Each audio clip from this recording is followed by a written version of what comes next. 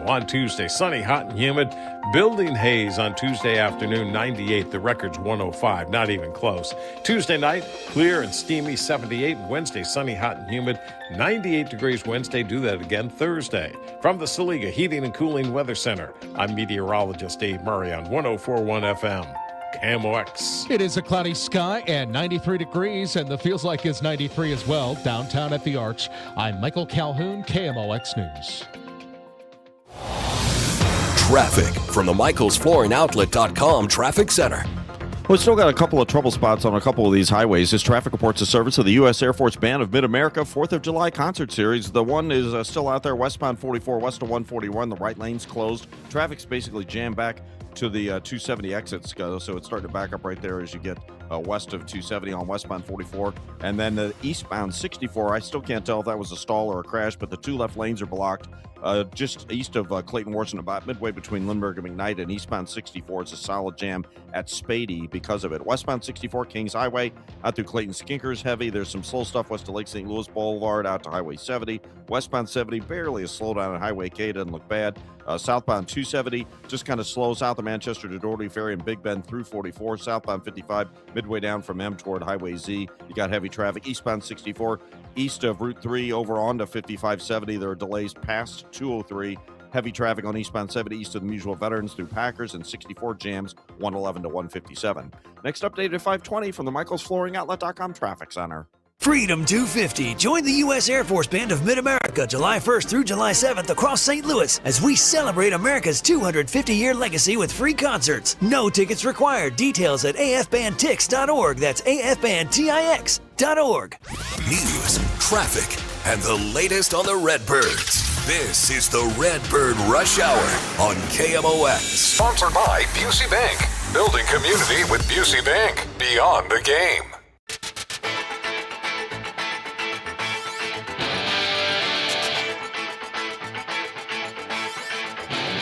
All right, it's Monday on Redbird Rush Hour. Bernie Miklasz, Matt Pauley, Kevin Wheeler with you hanging out here. It's our only show of the week.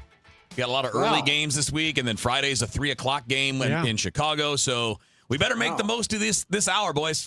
we gotta get it all fit in there. I'll try to be what's the word? Sharp-minded for once. Yeah, well, I tell you what, man. On Monday and Friday, when I get to the Redbird Rush Hour, which I really look forward to all day, my mind is so turned to mush because I've been like working all day long, but nothing will keep me from doing Redbird Rush Hour, though. Love it. Well, we don't have a whole lot of action to break down from the weekend because it was pretty quiet. I mean, outside of wonderful Brian Torres, one swing of the bat, there was not a lot of offense to discuss. Yeah, nothing. And thank goodness for Brian Torres, right? A guy who's barely playing, and he gets the random start, and he has one swing, and that's the difference in the game. So I actually talked to him a few days ago about the challenge of, because this isn't a guy who got called up and his role was to be the 26th guy on the bench. Right. His role was an everyday guy. And then Lars Nootbaar gets healthy, and then Blaze Jordan gets called up. And at the snap of a finger, Brian Torres goes from somebody who's playing every day in the big leagues to not playing at all. It's emotionally and mentally, it's tough enough to go through that, but physically to try to figure out what you need to do to stay ready where you can contribute, I think that's a challenge. So credit to him for taking that swing yesterday. Hey, guys, I have a stat I used in Breakfast with Bernie column this morning, and it's really it's one of those Jason Stark type stats where you just laugh at it. Yeah. In their last 10 home games, the Cardinals have 3 home runs. Brian Torres has 2 of them. No, listen, it gets better. Fermin's got the other. So listen, here it is. Here's the payoff. So in the last 10 home games, Cardinals have 3 home runs. Torres has 2 of them. He's homered twice in only 8 at-bats. Meanwhile, Herrera, Burleson, Walker, Nootbaar, Wynn, Weatherholt, and Blaze Jordan have no home runs in 222 at-bats. Wow. Wow. That's kind of a mind-bending stat, isn't it? It is. And, you cited a lot of the stuff earlier on DGS about the ballpark and how it is absolutely suppressing offense this year. And I took some time during commercial breaks, Bernie, to put together just a mild spreadsheet. I didn't really do any calculations, but just to look at the history of the ballpark factor at Busch Stadium from 2006 until now. And it's not super off like where it is in terms of offense, but home runs are last in the league. They were second to last year, third to last the year before that. And it's never been a great home run park, but it's playing worse these last 3 years than it did the handful of years that came before that. Well, it's really playing bad this year because they're compared to their road numbers, which are great. I mean, they're slugging. They're at bats per home run. Their isolated power, their OPS are all down there in terms of the 30 teams, all down there in the like bottom 5 or so. Right. And they just can't get anything going because the death alleys, not only in left center but right center, are playing really, really tough, really harsh on the hitters who hit fly balls in that area. And I have a friend at StatCast who's been feeding me stuff on this, and it's pretty alarming. And in his opinion, it is playing so far tougher this season than it has in the last 2, 3, 4 years. Yeah. I mean, it's like really extreme so far. And it's really a huge reason why they're so ineffective as far as their offense at home, and why they have to win games like they won yesterday, 2-1. Right. They have to win games 3-2. It's really been a pretty acute situation. I would hope it would level out a little bit, but we'll wait and see. Right. If I can be a smart aleck for just a moment, because I enjoy doing that. Anytime we talk about home runs, there's always the people who say, well, you win baseball games by stealing bases, by taking the extra bag, by stringing hits together. And all of those things are wonderful things to do, and I am in favor of all of them. They used to be true. Yeah. They have not hit home runs now for the last couple weeks, and especially at home, and the run scoring has just plummeted. For the Cardinals to score runs, and for most teams to score runs in baseball, you have to hit home runs. People may be stuck in this, manufacturing runs things. It's not a thing in today's baseball. It's a really challenging thing to do, and very few, if any, teams are built for it. Yeah. And this is a perfect example right now of what's going on. It was a home run yesterday that literally won them the game, and it's all the home runs that they haven't been hitting that's been losing them the games. Well, look earlier in the year. Remember, you guys, when we were talking about this early, their offense was one of the best in the National League because they were high in home runs. Yeah. And ever since the home runs have diminished, the offense has diminished. It's the modern. You can not like it, but it's the reality of the sport in 2026. You can say that you wish it wasn't this way, but it is this way. They can still power up on the road. Yeah, it's really amazing the difference between home and road, but it's not playing well. Busch Stadium is not their friend this year so far, and if you want to hit a home run, you're a right-handed batter. You got to go right down the line. You got to go right down the line. You got to pull it in the air. It used to be, right center for left-handed hitters was pretty fair, but it's been pretty rigid this year. So increasingly, left-handed Cardinals hitters have to go straight down the line. That's what Torres did, right? Yeah. We've seen Burley go right down the line a lot. So they're going to have to kind of adjust. I know it's easier said than done. They're going to have to adjust just in terms of they're going to have to try to pull the ball more down the lines when they're playing at home. And there's other things. Listen, there are other things they can do better offensively, to say the least. Doubles are okay. They haven't been hitting many of those lately either at Busch Stadium. So I do think, guys, and I'm not trying to be like Mr. Fake Optimist. I'm not. I do think, I said it with Tom Ackerman yesterday, and I'll say it again. I really think they're going to go to Atlanta and score a bunch of runs. I really do. It's really possible. It's a good hitter's park. It's a really good spot. And, to kind of illustrate your point, Matt, I just pulled this up. So on the road this year, at home this year, the Cardinals are hitting 244. Okay. But on the road, they're hitting 249. Almost no difference. What is different is the slug, and that's where you get the runs, right? Right. So if you just look at that, that's kind of an illustration. I wouldn't say that it proves the point that you're making, Matt, but it certainly illustrates it, that batting average is almost exactly the same home and away. What goes away is the power.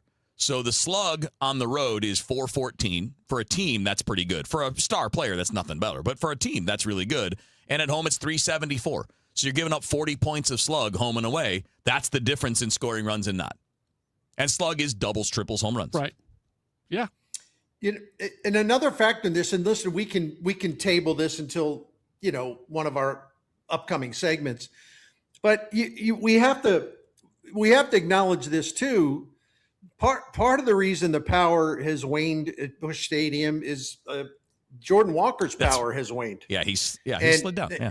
And he's I'm not freaking out. No. I'm not clucking that the sky is falling, but I'm saying that the statistics and the metrics show he has kind of reverted into some habits that don't benefit him. Mm-hmm. And they're really working him over. Pitchers are really working him over because I don't know how many fastballs he's seen, but it's just a lot of junk. Yep. It's a lot of soft stuff, a lot of spin, a lot of junk. He's swinging over pitches, low and away. Because I spent way too much time looking at all this stuff today, and I'm like, Yeah.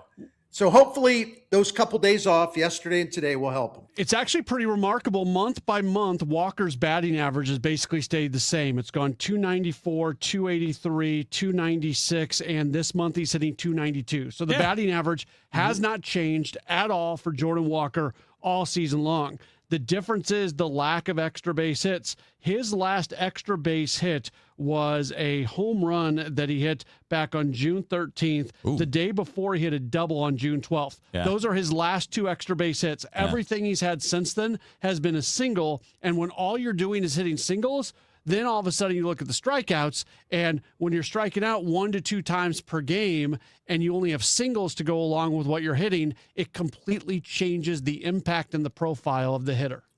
Ground ball. Yeah. That rate going up and up and Yep. up. So, listen, I do believe he's learned how to self-correct. Yeah. I do believe, with maybe clearing some of that mental fatigue out of his head. And listen, the dude plays hard and he plays well and he puts a lot into what he does so he can continue to be a good hitter. I do think mentally he was kind of fried here in the last several days. And that's why Ollie Marmol was really smart not to play him yesterday. And I think he'll be home too. He'll be down there near Decatur, Georgia. And I think we're going to see the big man bust loose down there in Gwinnett County or Gwinnett, however the hell you say it. Either way, it would be good to see a little bit of that pop coming back into the game. All right, we got a lot to do. We're at the official halfway point. We're 81 games in. We'll kind of look at it from that perspective, what we've seen so far, which is where we kind of started. We can talk about some things we hope to see as we go forward as well. Before we advance the baseball conversation, though, Bernie, tell us a bit about Saliga. I'd be honored to. Saliga Heating and Cooling has been 100 years now serving that same family, continuously serving St. Louis families for generations. 1927, it's now 2026. It's 100 years, and they're still in the same building where it all started down there, South City on Gravois. Dan Saliga, my friend, is the fourth owner, operator of this great family business, and he is absolutely devoted to the very simple but crucial concept of being trustworthy and maintaining the reputation and the feeling that their clients like the Miklas's have in them, that you can always count on Saliga. You can trust Saliga. You know that they're knowledgeable. They'll take care of any problem. They're not going to try to talk you into stuff or try to force you into anything or sweet talk you this. Oh, you need that. They don't do it because Saliga Heating and Cooling, the Steichen Comfort dealer, they want your business over and over and over again. They got to trust. They believe, and I've said this so much on KMOX, they believe they have to earn your trust every single time you call them. And you know who benefits from that? You do, the homeowner.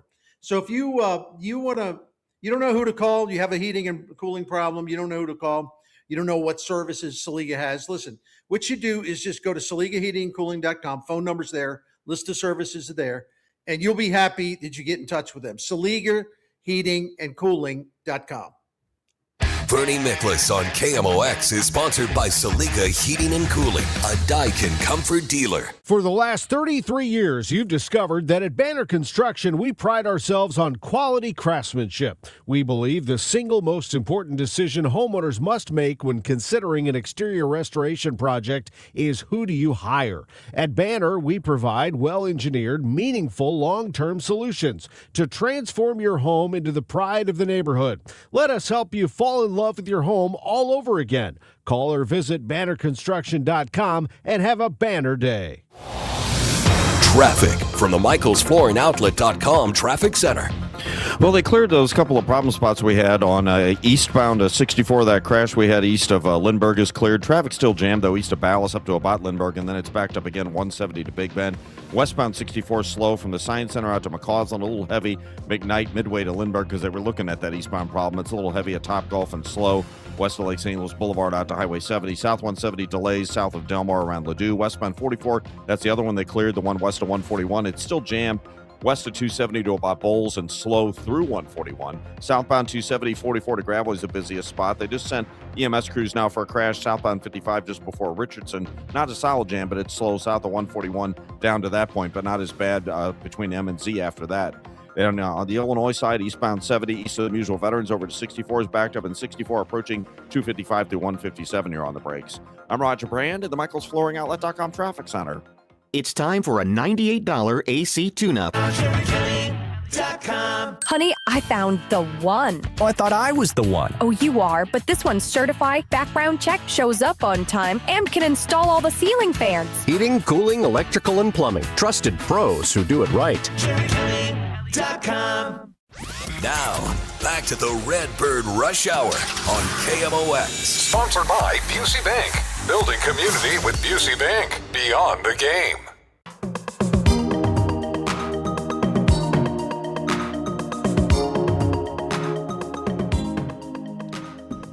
All right, it's Bernie Miklasz, Matt Pauley, Kevin Wheeler with you here on Redbird Rush Hour. I'm sorry, I was just off the air yelling at one of our commenters. You were. Yeah, here, I'll share it. I'm not gonna go into this too much, but like it was, real third man. We love you, dude. But like he just gave us the splits, home and away. Cardinals offense and their pitching. The pitching's better at home. The offense better on the road. Yeah. What does it mean? It means exactly what we just spent 12 minutes telling you about.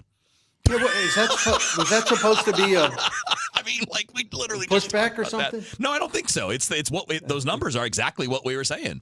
Yeah, like Busch Stadium is tough on offense. Therefore, you pitch better and hit worse when you're at home. Both teams, your own guys and the other guys. Yeah. So let me, since I'm always willing to help. I consider it part of my duty. So let me repeat this if I could, either on KMOX, on STL Sports Central, on Dave Glover, whatever. Let me repeat this for, I would say maybe the 500th time this week. Busch Stadium protects Cardinals pitchers. It really protects Cardinals pitchers too. Yeah. That's the trade-off. Right. So you see a lot of low-scoring games at Busch Stadium. And you hope the Cardinals come up with the 4 runs or the 3 runs they need to win if the pitchers are doing a job. The Cardinals pitchers are doing a terrific job because they're protected by their home ballpark. If you get them on the road, it's a different story. It's like I was joking on DGS. It's like an NBA game or something. It's like, well, the last shot wins. and so, can the Cardinals win 9-8? There's a lot of games like that. I will be delighted to say that if I have to say it 50,000 times, I will be happy to explain that. Well, you brought it up on one of our shows last week, how Sonny Gray's a really smart dude. And by the way, Sonny pitched a game last night for the Red Sox against the Yankees. That was a lot of fun to watch. But there was Sonny Gray got to, more than any other player I've probably covered with the Cardinals, he got to dictate his schedule, his everything. It was Sonny's world. Everybody else was just living in it. And I'm not saying that sounds negative coming. Right. That's like, he's a veteran. He had earned that. That was part of the deal. That was no different than Carpenter and Waino and those guys when it was their turn, when they were veterans. He got to do what he wanted to do. When he wanted to pitch, that's when he pitched. They set the schedule. They worked with him. He was incredibly smart that they worked it out, that he pitched a lot at home, and he knew what he was doing. Yeah. His 2 years as a Cardinal. It's funny, Matt, you bring this up. I looked it up today. 2 years as a Cardinal, he had a 3.40 ERA at Busch Stadium, and he had a 5.07 ERA on the road. And the slugging percentage on the road against him was just about 100 points higher on the road than it was at home. And the one thing I did look up, because I was being stupid in this end, like he had so many more starts at home than he did on the road. It was like really lopsided as a Cardinal. Yep. So Sonny Gray knows. Yeah, I think probably every pitcher is happy about that when they get to pitch at Busch Stadium. And now the question is, and we don't have a lot of time, we can't solve this in the 4 or 5 minutes we have, but like, I don't know that there's anything you can quote do about it. You just have to outcompete your opponent in a series because they're in the same circumstance that you're in. That's right. So it's not necessarily saying you're doomed. That's not the point at all. I just wanted to be clear for the listeners. Like nobody's saying poor Cardinals. It's the same for the Marlins when they're in or for anybody else when they're in.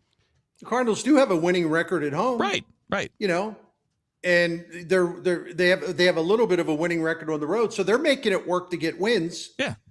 But it's just kind of a hazardous way to go. That's our point. Right. And that's why we see the ebbs and flows, though, right? The explanation for the streakiness almost does flat out come down to whether you're playing at home or on the road. It does, but Kevin, you mentioned how more extreme it is now than it's been in recent years. It's gotten different. Yeah. So I would say this. You should never react to all of a sudden an extreme change. So we're seeing an extreme change this year. The Cardinals should not react to it. If we get 2, 3, 4, 5 years down the line and those numbers stay exactly where they're at, I'm sure the organization would like the home ballpark to play a little bit more offensive. Then there are some things you can do. You can have conversations about bringing the fences in. You can do some other things to try to promote offense by manipulating the ballpark. But that's something that should be talked about years down the line. It should not be talked about right now. Right. And part of this is what they need to be doing as a team that's kind of, look, we all know, we talked about this as a rebuild year, whatever you want to call it. You're in the beginning stages of building what you want it to be. Let's just say it that way. They're going to need more power hitters. Yeah. Not just for home, but they're going to need more power hitters. The only guy that I would say is a power hitter is Jordan Walker. The others are good hitters who hit home runs, right? That's Herrera, that's Weatherholt. So you Burley. So you probably do need another guy or two. Maybe that's Raniel Rodriguez in a year and a half, 2 years. Maybe that's Joshua Baez later on this year, right? A little bit more real power to add to those good hitters who happen to also hit home runs. That's what will give you the offense that plays either way. You just need more good hitters. I know, shocking development. Yeah, they've got some other potential power hitters in development. I mean, Pete, that kid they got from Seattle in the Brendan Donovan trade. This Jesus Baez, who they got from the Mets in the he's made a nice jump trade. this year. Yeah. Who was Trey Richardson? 5'9" guy. Is that his name? Trey Richardson. They put him in a hitting lab, and he came out of it as a totally different hitter. If I screwed up his last name, I apologize. But he's all of a sudden hitting booming home runs all over the place. They also have some young kids in their complex league, for lack of a better term, that they sign internationally that look really, really promising in terms of the power game. Like an Emmanuel Luna would be a good example of that. That's right. Right, the guy that he's 17 years old, so it's going to be a while. But yeah, they're clearly emphasizing power both with the bats and the arms. And we all have been talking about that for several years, that's where they're lacking compared to the top contenders in the modern game. And they're working on it. But it definitely doesn't happen overnight. And the fun thing is they've been competitive even as you're working on that and you're not quite there yet. You've been a competitive team. You have not taken a step back from last year, at least not yet. And we'll see what the second half holds. Hopefully more of the first half. Yeah. Hopefully, yeah. I think they really need to just survive get to the All-Star break, press the reset button. I think this team is gassed right now. Yeah, probably so, man. Yeah. Probably so. Well, they've had a lot of guys have been worked. Yeah. Yeah, so that's what they need, a little bit of rest. All right, we need about, just a few minutes of rest because we got news coming up. Gassed. We got a little break. We're out of gas, man. We have I know I am. Yeah. All that oxygen we just used, we need to go out and stick our heads out the window, get some oxygen. But stick around. We got a whole another half hour to go. Redbird Rush Hour with Bernie, Miklasz, Matt Pauley here on KMOX. What's better than watching Team USA in the FIFA World Cup? Watching it with an ice-cold beer in your hand. And there's no better place to do both of those things than at the Beer Garden at Anheuser-Busch. A huge TV. Every seat in the house is great. The beer is as fresh and as cold as you can find it. Bring your crew early, take a brewery tour, and then settle in for all the World Cup action. Visit BudweiserTours.com and experience USA Soccer at the Beer Garden. BudweiserTours.com. Hi, this is Charlie Brennan. I see clearly now thanks to the doctors, Greg Birdie, Ranjan Malhotra, Robert Brusati, and Andy Royer. You can too. YourIDoc.com. Want to make the most of your tax refund? File with TurboTax on Intuit Credit Karma. They help you get your biggest refund, and then we help you do more with it with a personalized plan designed to help you hit your money goals. Start filing today in the Credit Karma app. Broadcasting from the Scott Credit Union Studio, 104.1 FM KMOX. At 5:30 right now, downtown at the Arch, it's a cloudy sky, 93 degrees. This update is sponsored by Michael's Flooring Outlet, the flooring experts, michaelsflooringoutlet.com. Every time it works out, there's always a fan still working and a body that's still dead. Cool down St. Louis founder Gentry Trotter with a stark warning of how people die during extreme weather like we're expecting this week. He says you cannot survive the heat that's coming without an air conditioner. People need to realize that air conditioners are the life savers. The ones that Ameren gave us, a lady just gave us $30,000 the other day, and we're able to buy additional air conditioners. And I think that's critically important to speak to the needs that are out there. Do you stay in a home without an air conditioner? No. Whether you're elderly, disabled, poor, or living paycheck to paycheck, CoolDownSTLouis.org is where you can find help. Boeing inches closer to completing the hangar where America's newest and latest fighter jets will roll off the belt. U.S. Senator Eric Schmidt is celebrating progress in the construction of the Boeing hangar where the next generation of American fighter jets will be assembled. Schmidt says these jets are needed along with more military buildup because of the growing threat of China's military. China has a bigger Navy than we have right now. Not a better Navy, but a bigger Navy. Their shipyards outproduce ours by like, it's not even close. And so I'm supportive of that to revitalize our industrial base. Schmidt criticized the Biden administration for attempting to strip the next generation fighter jets from the national defense budget. Sean Malone, KMOX News. Former NBA players Malik Beasley and Ed Davis are formally facing federal charges pertaining to an illegal gambling operation. In the indictment, prosecutors allege the players came up with a scheme to throw certain outcomes in games with an effort to rake in money in online betting sites. More from ABC's Peter Halolumbus. Prosecutors allege that these men basically took a professional sports league and turned it into a criminal gambling operation. Specifically, Beasley and Davis got to know each other when they were playing for the Timberwolves.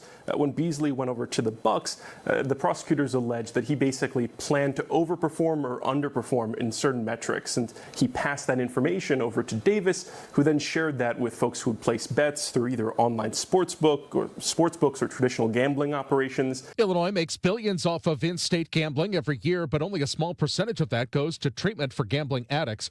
Capitol News Illinois reporter Maggie Doherty found that people in Illinois lost $7.7 billion from gambling last year. Doherty says Illinois brought in $2.3 million from gambling tax revenues, most of which goes directly into the General Revenue Fund. A small amount goes back to treating gambling addiction, but it's a very small portion. For every $100 of that $2.6 billion that the state collects, only 6 cents goes back to treatment.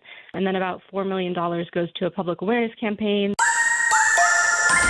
And from the Saliga Heating and Cooling Weather Desk, for tonight, we've got a partly cloudy sky, low 77 degrees. For tomorrow, sunshine, heat, humidity. It's going to be very humid, a steam bath, says Dave Murray, with a high of 98 degrees. Still warm for Tuesday night, low 78. For Wednesday, hot, humid, hardcore summer, high 98. And you can copy and paste that for Thursday. Right now, it's a cloudy sky, 93. The feels like is 93 downtown at the Arch. I'm Michael Calhoun, KMOX News. Let me tell you something about insurance. When you sign your insurance policy, for some brokers, that's the finish line. Handshake, commission, done. Then you may not hear from them again until it's time for renewal. But your business runs all year, so do the gaps and the risk. So go to Supersure.com. If your company has more than 25 employees, whether you're the owner, CFO, or HR manager, it can be too complex to just go buy a policy online. Supersure is the super agency built for you, licensed in every state for your business insurance and employee benefits, all with year-round support for you and your team. At Supersure.com, you can access tools like fine print facts. It'll translate your current policy into plain English so you see what's covered and what's not.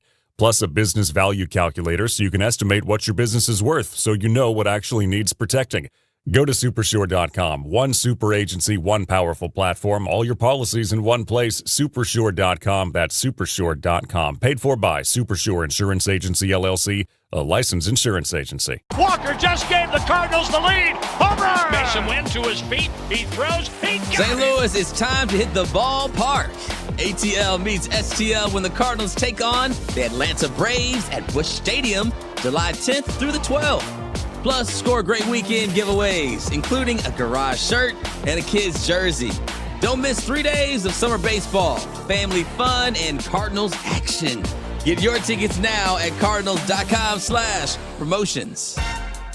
Relive the magic of 2006 on Saturday, July 11th, when the Cards play the Braves at Busch Stadium. That night, fans will take home a David Eckstein bobblehead presented by Mid-America Transplant. This giveaway celebrates his unforgettable World Series MVP performance and scrappy plays that defined a championship run. Don't miss your chance to add this classic to your collection. Get your tickets now at cardinals.com/promotions. Hey, Bernie Miklasz here. Always happy to talk to you about Window World, a great local business for over 20 years. Window World has been the gold standard in windows and other services for St. Louis area families. Window World's got an outstanding track record. It's been proven over time. I want to give you the number right now so you get it in your head there, right? 1-800-GET-WINDOWS, 1-800-GET-WINDOWS. Okay, so what makes these guys special? Well, it's a commitment to service. They're ranked number 1 in the country by Qualified Remodeler magazine, and they're one of only 2 brands to earn the Good Housekeeping seal of approval. They're also very community-minded. They do so many charitable things and fundraisers. I'm going to tell you about that here starting in July with some really great things they've got coming up at Window World. The fact that they really are a great partner with the St. Louis community. They're not just a national name. They are a national business, but the point is, here in St. Louis, they're owned locally and operated by folks born and raised right here, and they've been running it for the last 23 years. They've improved the homes of over 80,000 neighbors in St. Louis and Illinois with a lifetime warranty that covers parts, labor, even glass breakage. Window World has installed nearly 620,000 windows locally and still counting. So if you want to get in touch with them, they have a great offer, 36 months, same as cash financing with approved credit. If you want to find out more about that or just have them come out and tell you, what they can do for you, and they can take a look around, make some recommendations. It's 1-800-GET-WINDOWS, 1-800-GET-WINDOWS, or go to windowworldstlouis.com. Thank you. They say good things come to those who wait, unless you bite into a Hot Pocket right out of the microwave. Waiting to see a financial advisor about retirement could also bring some pain. The pain of watching your money evaporate in a stock market decline. The pain of trying to figure out Social Security and Medicare on your own. Or the pain of writing huge checks to the IRS that you really didn't have to. At the All Financial Group, they believe the more you know, the better decisions they can make. They offer a complimentary retirement assessment. Find out where you are, how you're doing, and if there's a way to improve your retirement outcome.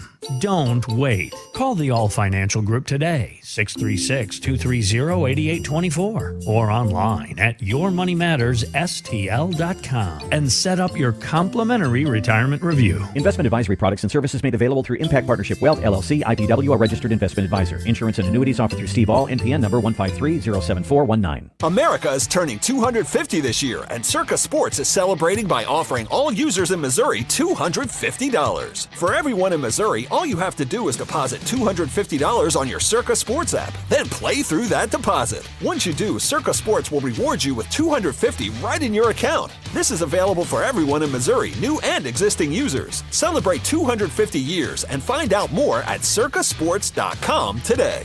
Must be 21 or older and in Missouri. Gambling problem? Call 1-800-GAMBLER. Mizzou football is almost here. Get ready for the season opening kickoff and Como game on Thursday, September 3rd, with 4 tickets for only $80. Be there to see the finished Memorial Stadium Centennial Project, a deal for the entire family to enjoy the home opener. Let's keep the sellout streak alive and bring the energy as we kick off the 100th anniversary of Memorial Stadium. Purchase your 4 tickets for $80 at mutigers.com/kickoff in Como. MIZ. This summer, local events are happening all over the place, and i3 Broadband is a big part of it. At i3, we love being part of the neighborhood and are proud to support the events that make our communities great. We're also proud to deliver 100% fiber-to-home internet, recognized as Greater St. Louis's next-door neighborhood fave. We give you lightning-fast speeds and reliable performance. Head over to i3broadband.com/radio today or call 866-806-5485 to upgrade, because life runs better on fiber, and i3 Broadband is here for you. I'm Ultima Morgan. Every year, almost 30,000 babies in America are born with birth injuries. It's every parent's worst nightmare. If your child suffered a birth injury, please call our firm to find out if we can help. Visit forthepeople.com for an office near you. Traffic from the MichaelsFloorandOutlet.com Traffic Center. Well, we got trouble on southbound 55 now. This traffic reports a service of Huff Heating and Air Conditioning. They got an injury crash southbound 55 before the Richardson exit. The right lanes are blocked. I can't tell. It looks like you can still get off at Richardson. It's sort of hard to see from my vantage point, but southbound 55 is a solid jam back to the Merrimack River Bridge right now because of it. Westbound 44 from the earlier crash at 141, there's still slow traffic. Bulls to west of 141 where the initial incident was, but it's just a slowdown, not a jam. Westbound 64 Science Center out to Clayton Skinkers, heavy, and just a little slowdown approaching Prospect. Eastbound 64 brief slowdown past the inner belt. South 170 is backed up pretty close to the Parkway on the Illinois side. Eastbound 70 still a little slow at Packers Avenue, and eastbound 64 still backs up east of 111 to 157. I'm Roger Brand at the MichaelsFlooringOutlet.com Traffic Center. For dependable, no-pressure home comfort solutions, turn to Huff Heating and Air Conditioning. Locally owned and family-operated for over 40 years. Our team will work with you on a plan that fits your home's needs with financing available. And as always, your family's comfort is our family's business. Learn more at huffheating.com. It's 5:41 in Mid-America. This time check being brought to you by Paramount Men's Medical Center. Now, back to the Redbird Rush Hour on KMOX. Sponsored by Busey Bank. Building community with Busey Bank. Beyond the game.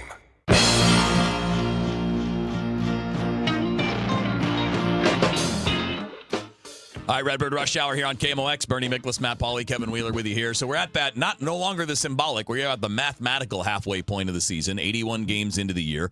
As we talked about, and I think you noted this, Bernie, in your notes column today, about the fact you're basically where you were last year, record-wise. And now the question for all of us, and I'm not trying to answer it now, but this is the question to answer over 3 months, is where do you go from here? Do you maintain your current level, which would be an improvement on last year?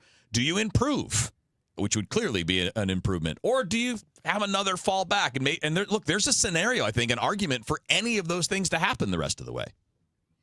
Matt, you go first, man. I've been hogging the mic. No, actually, you go, Bernie. I want to hear your response on this before I go. Oh, okay. Yeah. Are you going to give me one of your famous pushbacks? No. I'm curious. The most polite pushbacks ever, by the way. I love they you, are. man. I love them too. You're the best.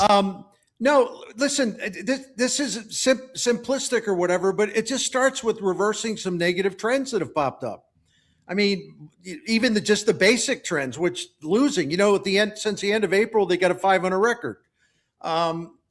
They are 4 games under 500 since May 20th. They've lost 7 out of their last 10. I mean, they've gotten away with that by and large, but you can't always count on that being something you can get away with in the standings.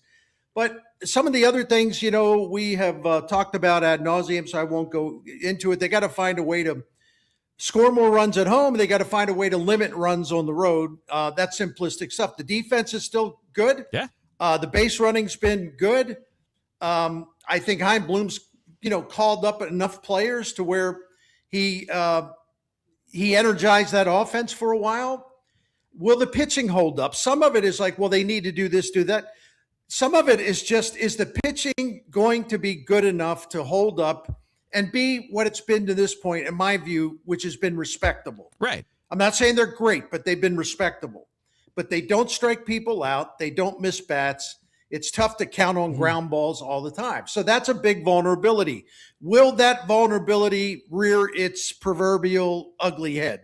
That's one thing that I'm looking at going into the final 81. Mm-hmm. Yeah, one of the reasons I kind of paused on this is and Bernie, like somebody like you who's writing 2 columns every day, you have to have very hard opinions on what's going on with the team at any given moment. And from where I come from, and a lot of people don't like to hear this, I think sometimes we're defining stuff way too early, where, you know what, give it a week or two. We'll see if that trend continued, and then that actually was a problem, or that was just part of the cyclical nature of 162 games. So as we talk about some of the things that have gone well for this team and also some of the things that have started to fall back, I always slow play what's real and what's not real.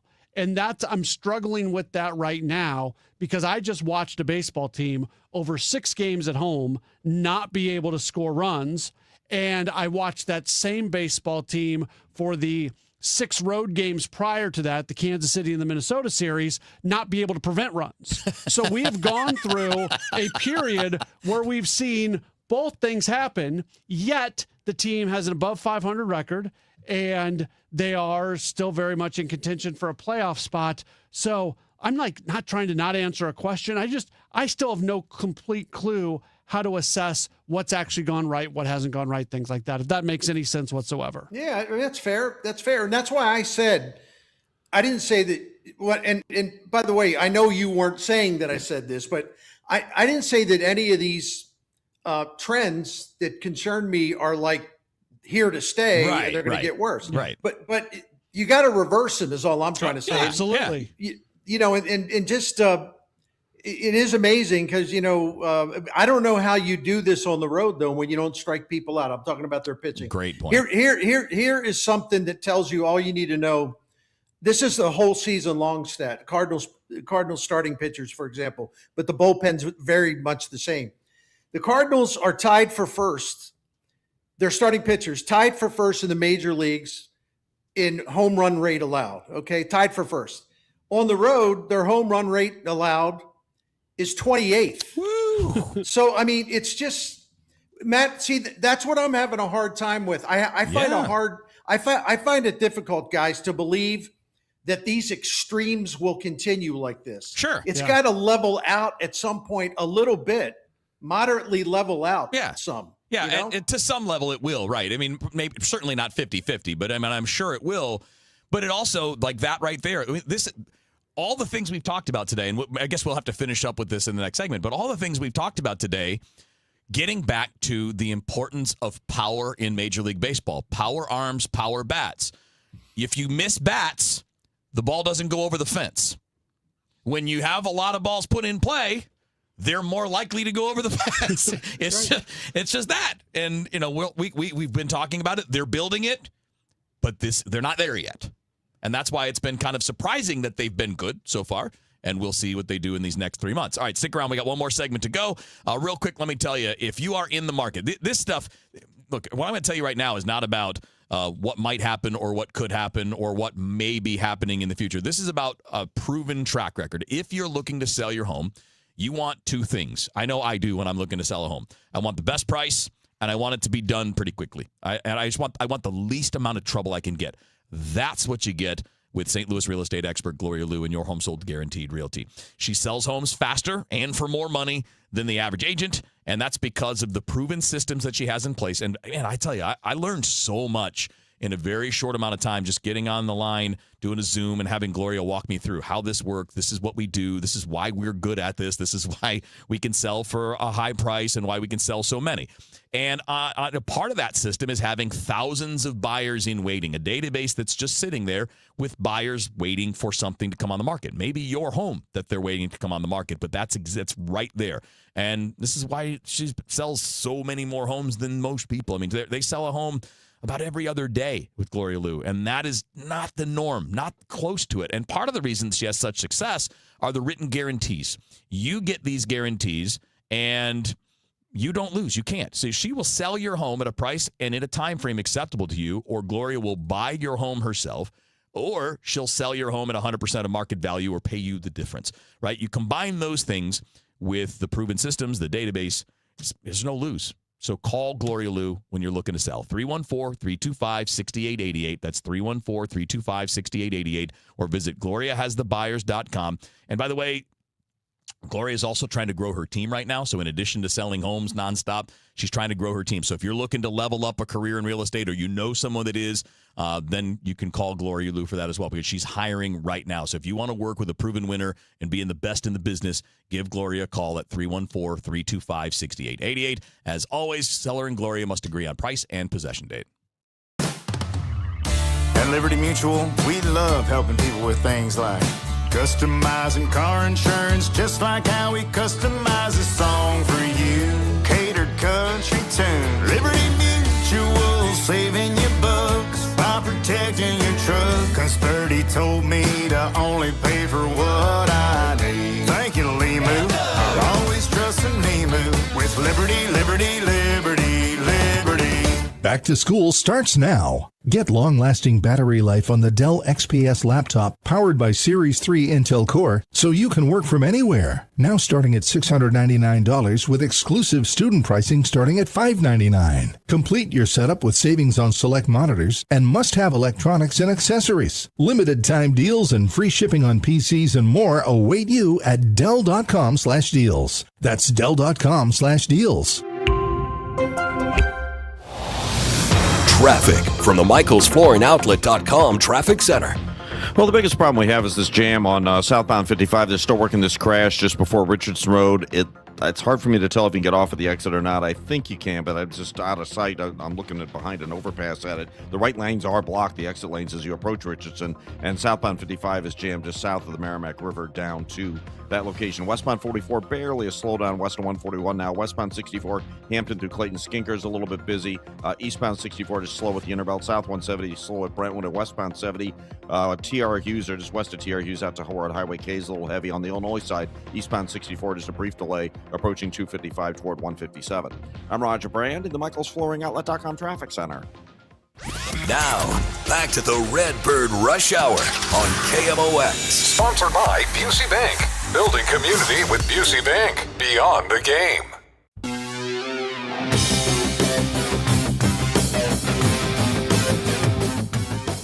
All right, just a few minutes left. Bernie Miklasz, Matt Pauley, Kevin Wheeler with you here. Interesting road trip. Yeah. You've got two pretty good teams. Although, again, as we've talked about, we should see the offense tick up, and we'll see if the pitching can keep pace. But the Braves for 3 games will be tough. Missing Chris Sale, which is good. Then you got the Cubs, who have lost almost all of their rotation, and yet they're still in the second wild card spot. But they have a pretty good lineup, right? They've got a lot of hitters top to bottom, even though not all of them are going. They do have some quality there. But they've been piecing it together somehow. You know, every time, because there's been 2 or 3 times this year where we've looked at a stretch of games for the Cardinals, and we've gone, what we're going to learn about this scene. And they go well. And then it always goes well. Yeah. And then the Marlins come to town and kick your ass. It's always the periods of time where you're like, okay, a little bit of a respite is coming up for the team, and then boom. It has been that way. I'm really curious to see if that's going to happen again. Is this going to be another one of, us lifting up this really tough time and the Cardinals just roll through it and have a really good period? Or is it going to be a continuation of what we've seen over the last couple weeks? But to the immense credit of every part of this organization, every time they've gone into what's looked like a really tough part of the schedule, they've done a nice job. Yeah, they have. And this is it's also just a big stretch for another reason, because it's 14 games and then it's the All-Star break. And getting to the All-Star break is just a really important step because it'll tell you a lot more. You'll be a lot closer to knowing if there's going to be any moves made. Right. How close they are, what they need, what they should do, what they probably won't do. You can sort of evaluate it through the lens of, okay, it's the All-Star break. Let's assess. Yeah. Well, these are 14 challenging games to get through, right? I mean, it's 6 against the Braves, 3 home, 3 away, 3 against the Cubs, and then 5-game series against Milwaukee, which will be challenging in a lot of ways because it's 5 games in 4 days. Ooh. And, I'm going to guess we probably see some maneuvering with the pen and some, shuttle going back and forth to help with that. And you'll get a 26-minute. So you'll see somebody step in during the doubleheader. Dobbins or Motts will start one of those games. In all likelihood, that's how they'll use the 26-man. Yeah, makes sense. Outside of the 3 days or the 4 days for the All-Star break, the Cardinals do not have another off day until August. Really? Well, that's because they wouldn't move their night game. August 6th, I believe, is their next off day. Yeah, because they open with 20 straight days after the All-Star break. You're right. Yeah. Yep. So there you go. Hey, can I throw in a random note because it could be relevant later in the season? Who knows? That Mason Molina, that left-handed pitcher that they got in the Phil Maton trade from Texas, they just moved him up to AAA, which I think is significant. Yeah, he's having a great year.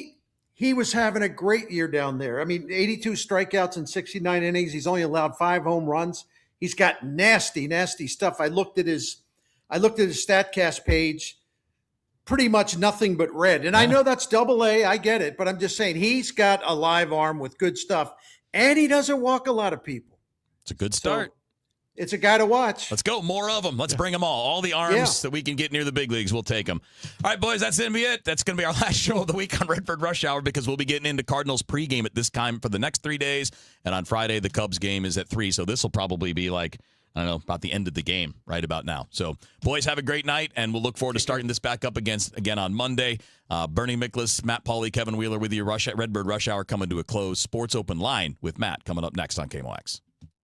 This is the Let's Revitalize Our Neighborhoods commitment. This is the Roll Up Our Sleeves and Pitch In commitment. This is Busey, where our commitment to strengthen our communities is a top priority. Through energetic, engaged volunteers, through monetary support, community leadership, and advocacy. Because Busey is more than a bank that does well, we're a bank that does good. Busey Bank, building business, growing wealth, since 1868. Member FDIC. With summer here and the kids home full time, your garage door will see a lot more use. Do it a favor with annual maintenance from Overhead Door Company of St. Louis. The 26-point tune-up is one price for up to 3 garage doors and openers. Get them all done. Trusted in St. Louis for 100 years. Always look for the genuine, the original red ribbon of Overhead Door Company of St. Louis. Since 1926, they're never going to steer you wrong. Schedule online at overheaddoorsstlouis.com.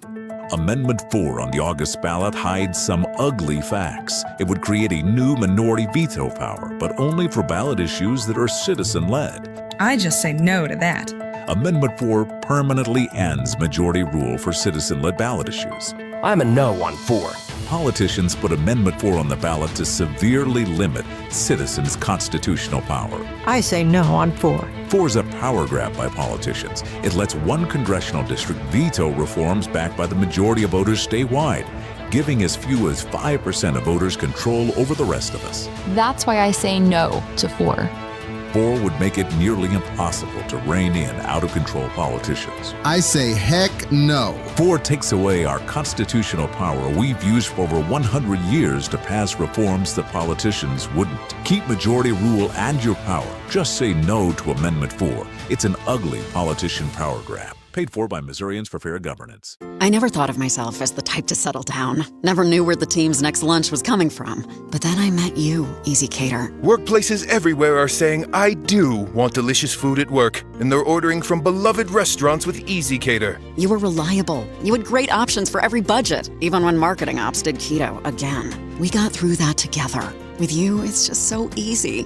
Easy Cater, will you keep showing up at my workplace forever? Find love at first lunch. Order at easycater.com.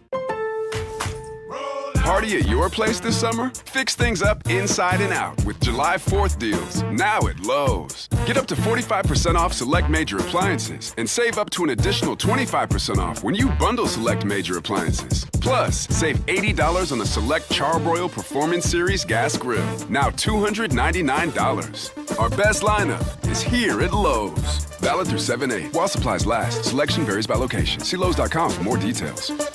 I'm Tom Ackerman with this month's Siteman Cancer Center Spotlight, Skin Cancer Awareness this summertime, and we're joined by Dr. Aubriana McAvoy, a WashU medicine surgeon. Skin cancer is both common, but in many cases preventable. So you don't need to live in fear of the sun, but small habits really matter, like wearing sunscreen, protecting your children, and paying attention to any changes in your skin. For more information, visit siteman.washu.edu. The soundtrack of classic rock is coming to Hollywood Casino Amphitheater August 6th. Leonard Skinner and Foreigner joining forces for one epic night of legendary hits and unforgettable memories. It's the Double Trouble Double Vision Tour. From sweet home Alabama to cold as ice. Don't miss your chance to experience these two Rock and Roll Hall of Fame acts in one incredible show. Tickets available at Ticketmaster.com. For more info, KMOX.com/events. Traffic from the MichaelsFlooringOutlet.com Traffic Center. Well, the highways are looking great. In fact, the one problem spot we had is gone now. They cleared that crash southbound 55 just before Richardson. All lanes are open and traffic's thinned out coming down from the Merrimack River. It looks great. A lot of folks, I think, were getting off at 141 because 141 northbound is jammed from 55 up to Old Lee May Ferry right now. I don't see a problem, but there is a backup there. Other than that, there's just a little bit of a slowdown. Eastbound 64 east of 255 and westbound 70 just past TR Hughes a little busy. Don't forget, tonight is the first of 3 nights. They're going to have overnight restrictions, lanes closed, north and south 270 north of 64, and the ramps east and westbound 64 to northbound 270 will also be closed 8 p.m. to 5 a.m. For the MichaelsFlooringOutlet.com Traffic Center. News, talk, cards. KMOX AM St. Louis, KMOX FM Hazelwood. Always live on the free Odyssey app. Dabuski, among the major decisions from the Supreme Court today, a ruling that allows a president to hire and fire officials at independent government agencies. ABC's Devin Dwyer says it marks a significant expansion of presidential power. In effect, that has now limited the ability of Congress to create independent, bipartisan agencies across our government. This will transform the federal government and eliminate a lot of those agencies that have both Republicans and Democrats on them. The agencies will still be there, of course, but now a president will be able to pack them with members he chooses because, as John Roberts said, they carry out executive functions. President Trump is indicating a team will head to Doha, Qatar tomorrow for peace negotiations with Iran. However, Iranian state media reports there will be no negotiations between the U.S. and Iranian teams there. And much of the eastern half of the U.S. is bracing for triple-digit temperatures this week. This is ABC News.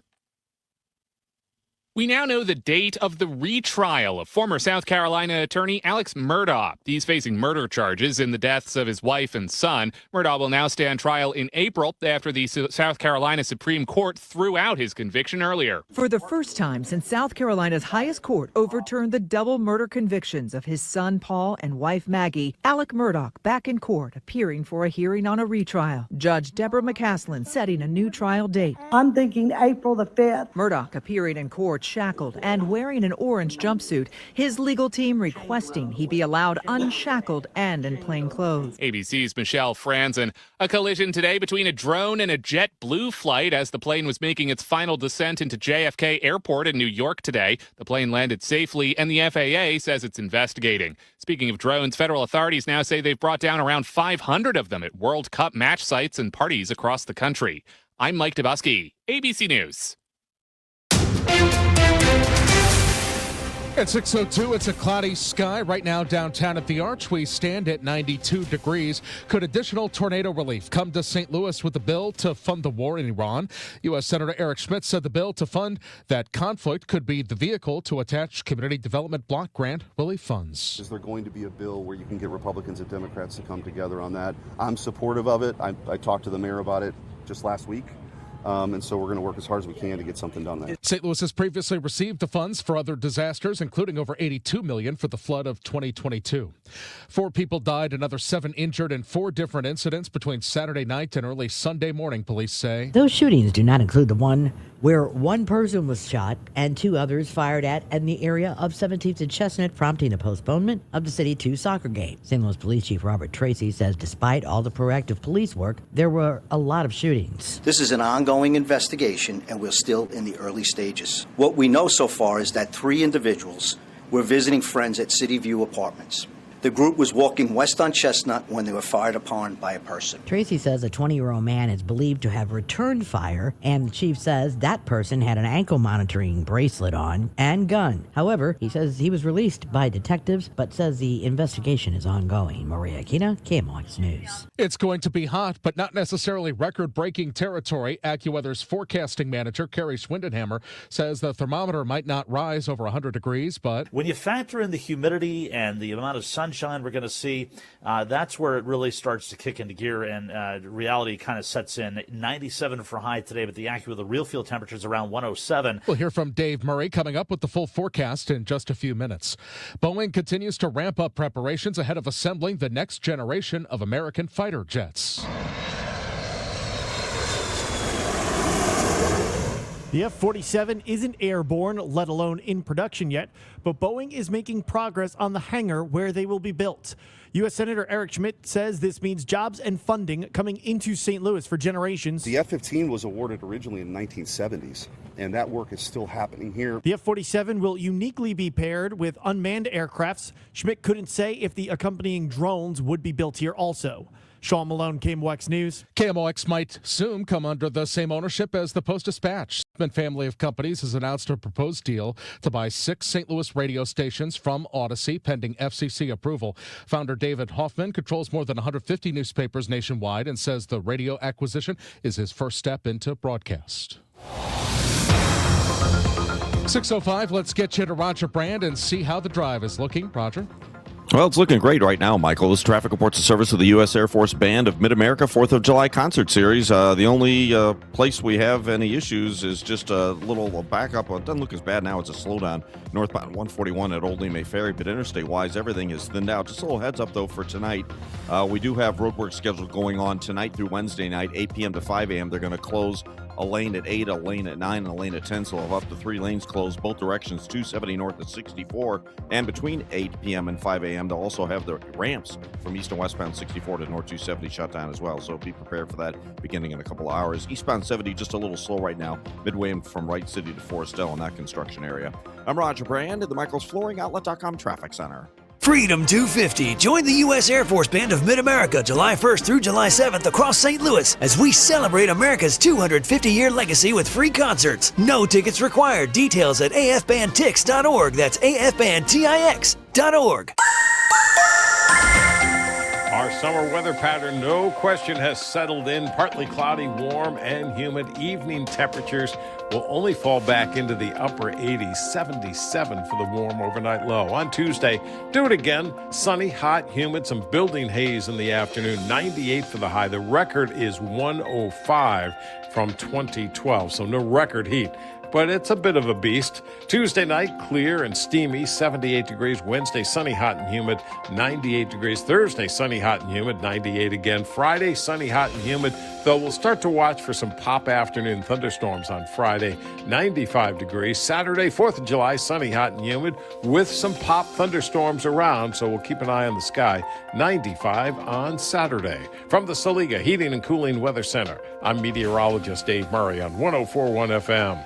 KMOX. We've got some clouds across the region. It's 92 in St. Peter's and Florissant, downtown at the Arch. The feels like is also 92. I'm Michael Calhoun, KMOX News. Come on, let's get going now. From KMOX Sports. We're primed and ready. All day, baby. Man, let's go. This is the Gray Bar Sports Open Live. Gray Bar, your distributor for electrical and datacom needs. On 104.1 FM, KMOX. Here we go on a Monday. Welcome in. It's a Gray Bar Sports Open Line on KMOX. My name is Matt Pauley. It's great to have you with us. We've got you for a full 2-hour program tonight.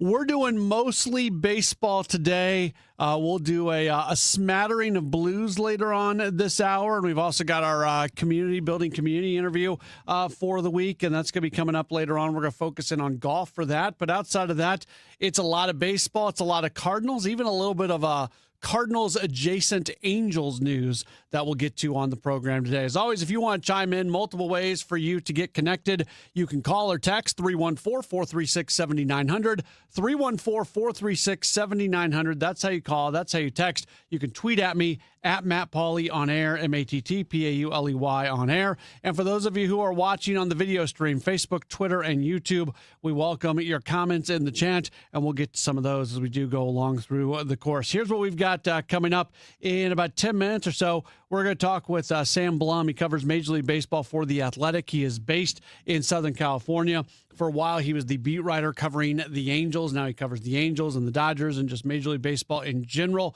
And if you did not hear, the news is a couple days old now, but certainly still noteworthy. John Mozeliak has a new job. He was hired as a baseball consultant and interim GM for the Angels. And I think this is going to be really interesting to watch play out. And I think it's going to end up impacting the Cardinals. He was very clear that the timeline of everything that has to take place, that they're going to have the draft to deal with, they're going to have the trade deadline to deal with. But once you get through those things, that's when he's going to start looking in earnest for somebody to bring in to be the next general manager for the Angels. And he knows a lot of people. He says he has a short list, and I would not be shocked to see somebody connected to the Cardinals end up in that position. I almost feel like in some ways it's a Cardinals alternate universe, because had the Cardinals not fallen off and he made the decision that he was going to leave that position at some point, then there would have been no reason to get off the road that they were on to get onto another road. Now, the Cardinals stopped playing baseball at a level that the fans and everybody wanted them to play at. They'd stopped winning as many games as they had previously won. The organization, in many ways, lost its way, and then they had to get onto an off-ramp, and they had to get onto Hein Bloom Boulevard, and that's what they're on now, and that's the path.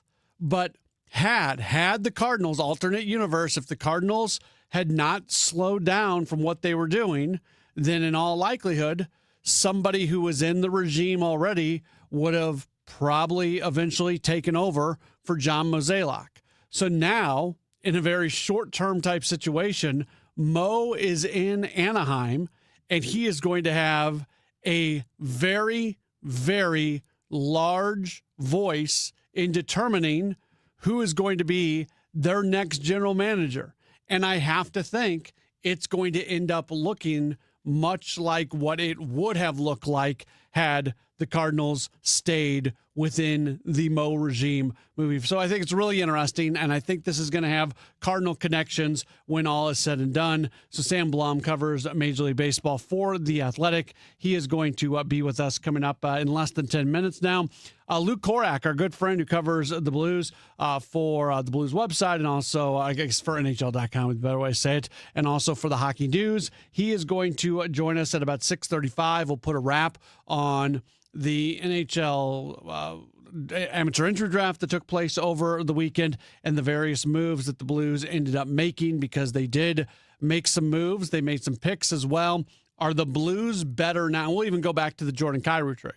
Are the Blues better now than they were the morning they woke up when Jordan Kyrou was still a member of the organization? So that's what we'll talk about with Lou Korak. We'll play back some of what Hein Bloom had to say to Tom Ackerman on Sunday morning. By the way, speaking of Tom Ackerman, how about this? He was the first one locally to talk with John Mozeliak after he got the Angels gig. Mo, just like old times, Mo and Tom back together on Sports on a Sunday morning. Really enjoyed listening to Mo, but he was on with Tom on Sunday morning. This week we'll have today we'll have our weekly Building Community segment. We're going to hear from Tyler Belke. He's the Director of Development for the PGA Gateway Reach Foundation, and he's going to be with us coming up later on this hour as well. So that's a rundown of what's going to be coming up on the program today. Cardinals had a tough weekend. I don't want to just rewind what we talked about during Redbird Rush Hour, but the bottom line on the Cardinals right now, they're not scoring a lot of runs. They only scored 2 runs yesterday. Came on one swing of the bat. Brian Torres hits a home run, which was good to see. And he's an easy guy to root for. He's a really easy guy to root for. He's a good story. So you appreciate everything about Torres, and the fact that I did mention this on Redbird Rush Hour, but I can repeat myself a little bit. What he has gone through at the major league level is not easy. Now, any baseball player would tell you they'd rather be a bench player not playing very often at the big leagues than be a guy who's in the minor leagues. So we're not playing any sad music for Brian Torres. But the fact of the matter was he got to St. Louis and he had a role. He had an everyday role. whether it was playing at second, whether it was playing in left field, whatever it was. He was basically an everyday guy, and he was producing.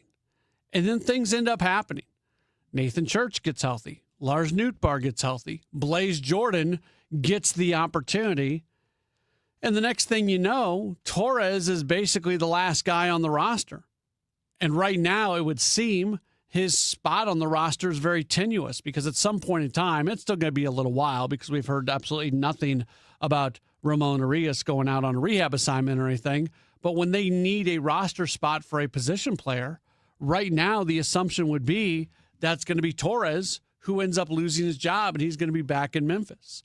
So this is not the case of, because he was a veteran minor league guy who had never played in the big leagues, but had been around for a while. And a lot of times those guys get a big league opportunity because there's a need on the roster, there's an opening on the roster, but they're not playing that much. And that's just the world and the situation that they're forced to deal with. That wasn't the Brian Torres story.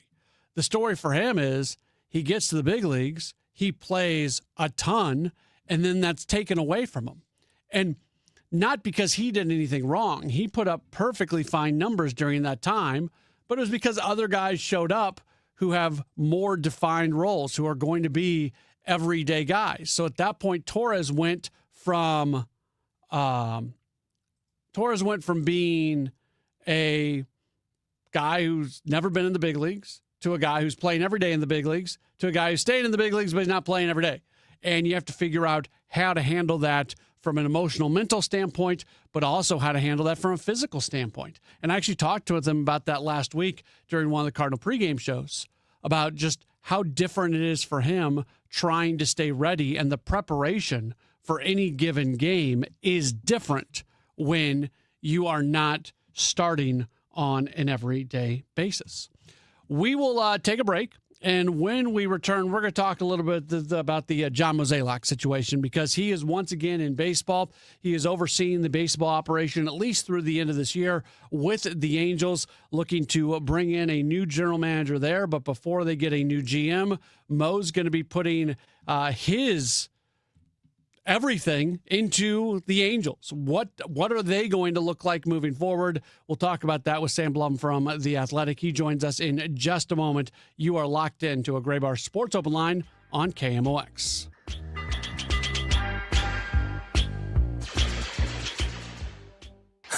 Bill, that's a big smile for an old politician.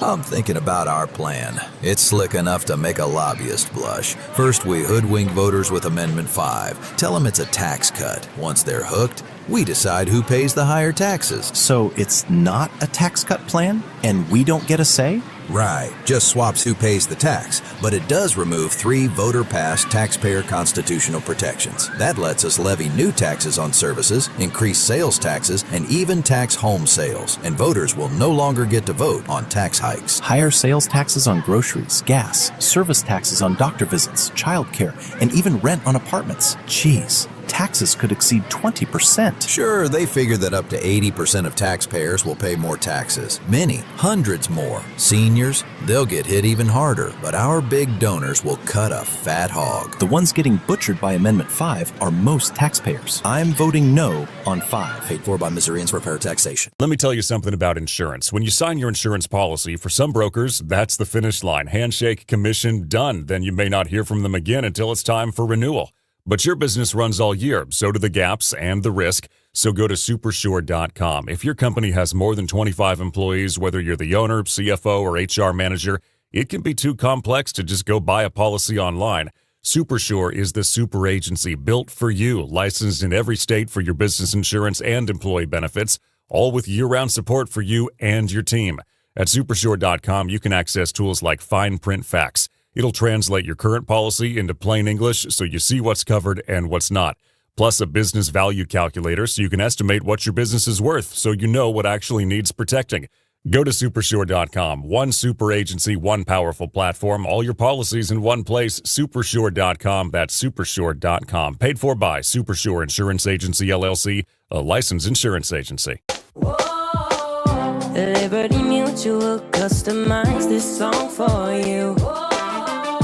like your car insurance, it's custom too, yeah. Liberty Mutual's got the coverage that could save you money. Thanks to Doug and Limu, well now you can go and take that cruise. Liberty, liberty, liberty, liberty, yeah. Walker just gave the Cardinals the lead. Homer! Mason Wynn to his feet. He throws. He got St. Louis, it's time to hit the ballpark. ATL meets STL when the Cardinals take on the Atlanta Braves at Busch Stadium, July 10th through the 12th.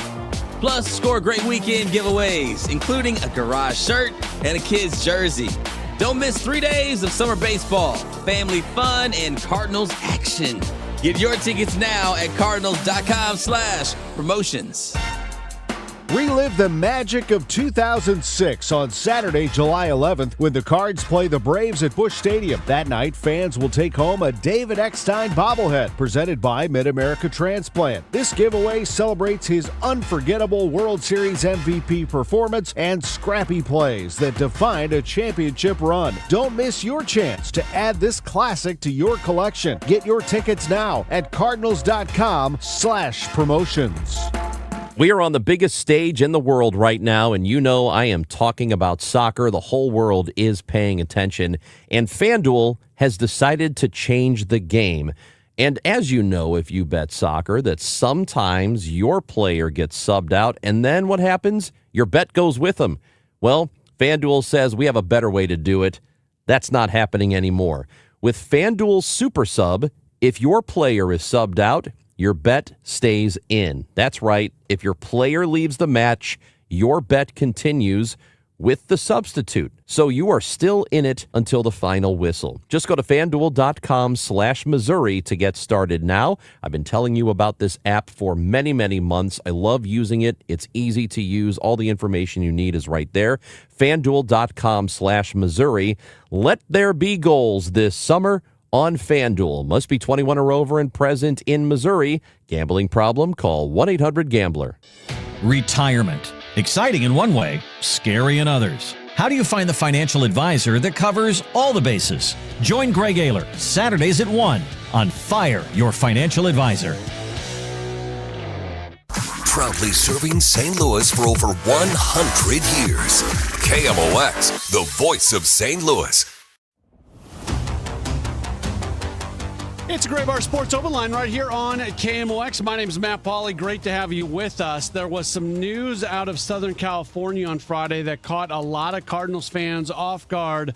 Longtime Cardinals president of baseball operations, John Mozeliak, who not that long ago transitioned out of that job and into retirement. Well, he's got another job, at least for a while, being hired as a baseball consultant for the Angels and will serve as an interim GM throughout the course of this year, overseeing the draft, overseeing the trade deadline, and also working to help hire a new general manager. And that could have some Cardinals ramifications for sure. Very happy right now to welcome on to the show. Covers Major League Baseball based out of Southern California. Has covered the Angels in some form or fashion for a while. He is Sam Blum. Follow him on Twitter at Sam Blum, BLUM3. Again, he writes for The Athletic. He joins us right now. Sam, thanks for taking some time with us. How are you? I'm great. Thanks for having me. Yeah, absolutely.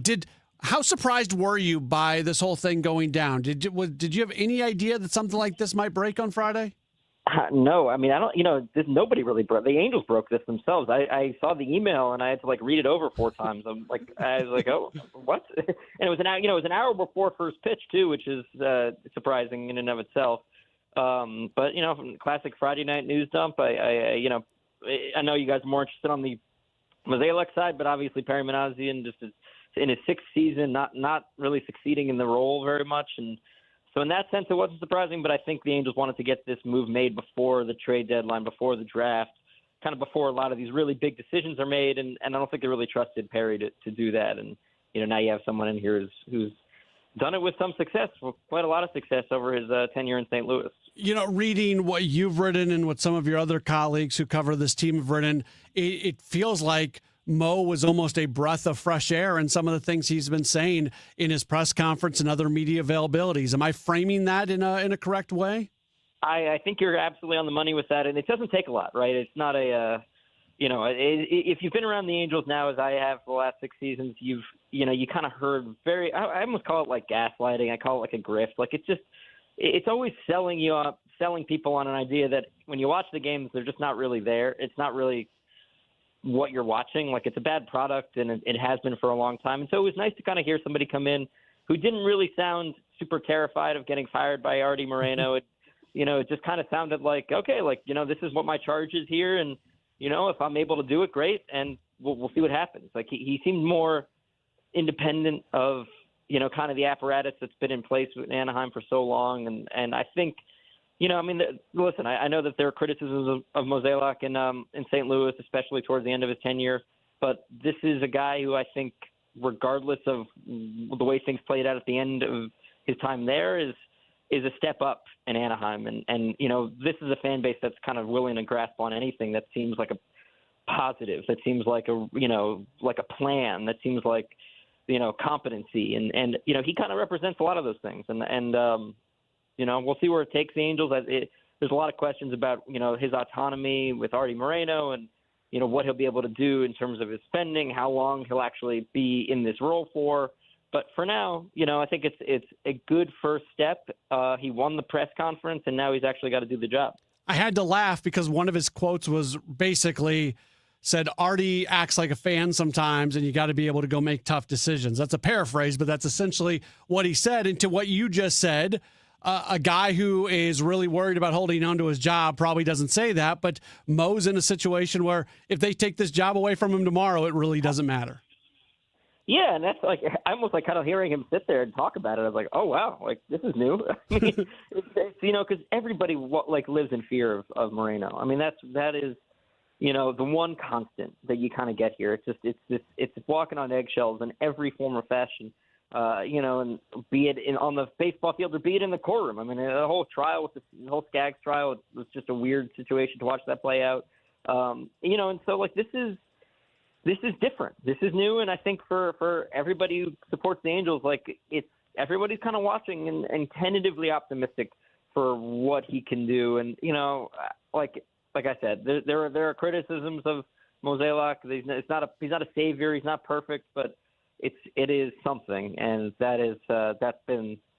For the last 30 games in Angel Stadium, there have been fans protesting. It's been an ugly scene. I know the team's played a little better over the last month, but ultimately, this is it's been not a good situation, and it's kind of gotten uglier and uglier and uglier.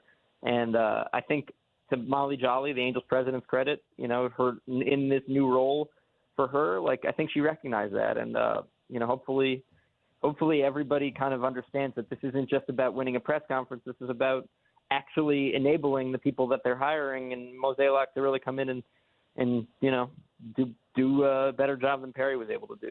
How much can he change? Whether it's because he's talked about trusting the people who are in place, and he said, I think when he was on Angels TV, hey, I haven't been out scouting people over the last 6 months. I don't know. So what kind of impact can he actually make going into both the deadline and the draft? I think part of it is even just allowing some of these people to do their jobs. That was something I had heard, over the last, however long, that Perry really was in charge of the draft in many ways. He was the guy that made all these decisions. I don't know how much he was listening to some of his top lieutenants. It was a very small operation. And so I think for Mozeliak, at least right now, it's just about kind of staying above water and how are you going to handle the trade deadline is so critical at this point. The Angels have an opportunity, in my opinion, to be kind of the winners of this deal. They have two really good starting pitchers that have 2.5 years of team control that I think any competing team would salivate over having. Reed Detmers and Jose Soriano, right? And so if you're a club that needs a starting pitcher, there's an opportunity for the Angels very similar to the opportunity they had 3 years ago when they could have traded Shohei Ohtani and they didn't, to actually, to really change the course of their franchise. And so, hopefully that this is a signal to Angels fans that they're willing to actually, deal some of these players, because they've always held on to players like Detmers and Soriano and Ohtani and Adele and all these guys. Even last year they were completely out of it and they wouldn't trade Kenley Jansen, who was on an expiring contract. So they've just always kind of refused to make those types of moves. And so I'll be very curious. I think The draft will be interesting because the Angels have not really been, in my estimation, really been authorized to draft high school players in early rounds, and I don't think they've been authorized to trade players at the deadline with years of team control. So if those things change this month, I think we'll know. We'll have a better understanding of who's really in charge here, and what role Mozeliak actually has in rebuilding this franchise. Cardinals fans are really intrigued because there's already been, and he mentioned in the press conference that he has a list of guys that he's comfortable with, that he could talk to about being the next general manager, and you would think he has probably the same kind of list if they do move on from the managerial position, which seems like certainly a possibility. But a name like Randy Flores has been brought up about maybe being the next GM. A name like Albert Pujols has already been connected there, has been brought up about being the next manager. I mean, there is a scenario where all of a sudden the Angels have a very Cardinal tint to them. Yeah, I'll be very curious to see I think Randy Flores was the name I just continuously heard over and over again. So, and he even said, Mozeliak said he had a short list and that he would contact people after the deadline. That could just mean, let's put a feeler out to this guy and see if he wants to come on. And, that's my sense, right? Like I don't think this is going to be a long drawn out process to finding a general manager. My big question is there any pathway for Mozeliak to stay on as a president of baseball operations, remain in a very high level role with the Angels beyond the terms of his contract, which end in December? Or is there, is this a situation where he might want to stay on as a senior advisor or just exit the, organization entirely? I think those are the big questions. When it comes to Pujols, the Angels are paying Albert Pujols $1 million a year still. So, to be an ambassador for the organization, I don't really think he does that very much, to be honest with you. He's not around at all, and I know that he interviewed for the managerial position here, and that didn't work out. So who knows? I don't know exactly if there could be any reignition on that front. Be curious to see. Albert has publicly talked about wanting to be the next Mets manager, which was certainly a more appetizing, palatable kind of opportunity, maybe. But I think even beyond those guys, I'll be curious to see if the Angels start to bring in guys into the fold like, David Eckstein, Scott Spezio, guys that, have been with the Cardinals and the Angels, but are, beloved world champions with the Angels that just haven't really been super in the mix over these last several years. So there's a lot of things I think that could be done, and, that will not just change the overall baseball, operations element, but also just the culture of the organization.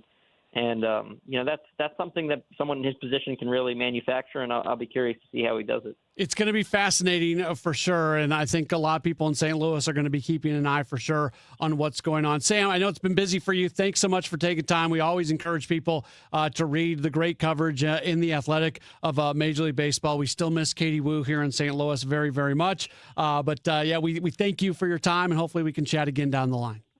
Absolutely. Yeah, Katie's the best, and I appreciate you having me on. Awesome. Take care, guys. You bet. Thank you. That's Sam Blum joining us from The Athletic, giving us some of his insights on the John Mozeliak decision by the Angels to bring him on as the acting general manager through the end of this year. And he's going to have probably the largest voice in who the next GM is going to be. And I have to think there's going to be some Cardinal folks that probably find their way in Anaheim when all is said and done.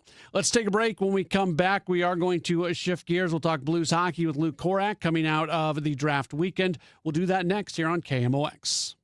Men, if you're suffering from erectile dysfunction or PE, you're not alone. Most importantly, you don't have to live with it. Paramount Men's Medical Center restores men's sex lives in just one visit. Their painless breakthrough treatments eliminate ED and PE, even when Viagra and Cialis don't work. Here's Dr. Simovitz, specialist in men's health. Paramount Men's Medical Center's painless breakthrough treatments eliminate ED and PE, regardless of age or medical history. 98% of patients see instant results right in the office. Men are now lasting longer than they ever imagined. And the best part, at Paramount Men's Medical Center, your consultation and first treatment are free. Qualified patients even get their testosterone checked free. Call 314-720-8444. 314-720-8444. Take control of your sex life. Call now. 314-720-8444. Many times, a person hires a law firm after an injury without doing research. It can be a big mistake or not. Sometimes, after you have hired a certain lawyer, you realize you made a certain mistake. But guess what? Just because you hire them doesn't mean you can't fire them. I'm John Morgan of Morgan & Morgan. If you think you've hired the wrong firm, you may have. So do this. Google Morgan & Morgan results or visit forthepeople.com for cases just like yours. You may find that our full-service injury firm should have been your choice in the first place. Last year, almost 12,000 people discharged their law firm and hired us after further research. We became America's largest injury firm for a reason. Visit forthepeople.com today and let's get started. Or call Pound Law on your cell phone. Morgan & Morgan, for the people. The choice of a lawyer is an important decision and should not be based solely upon advertisements. Past results afford no guarantee of future results. Every case is different and must be judged on its own merits.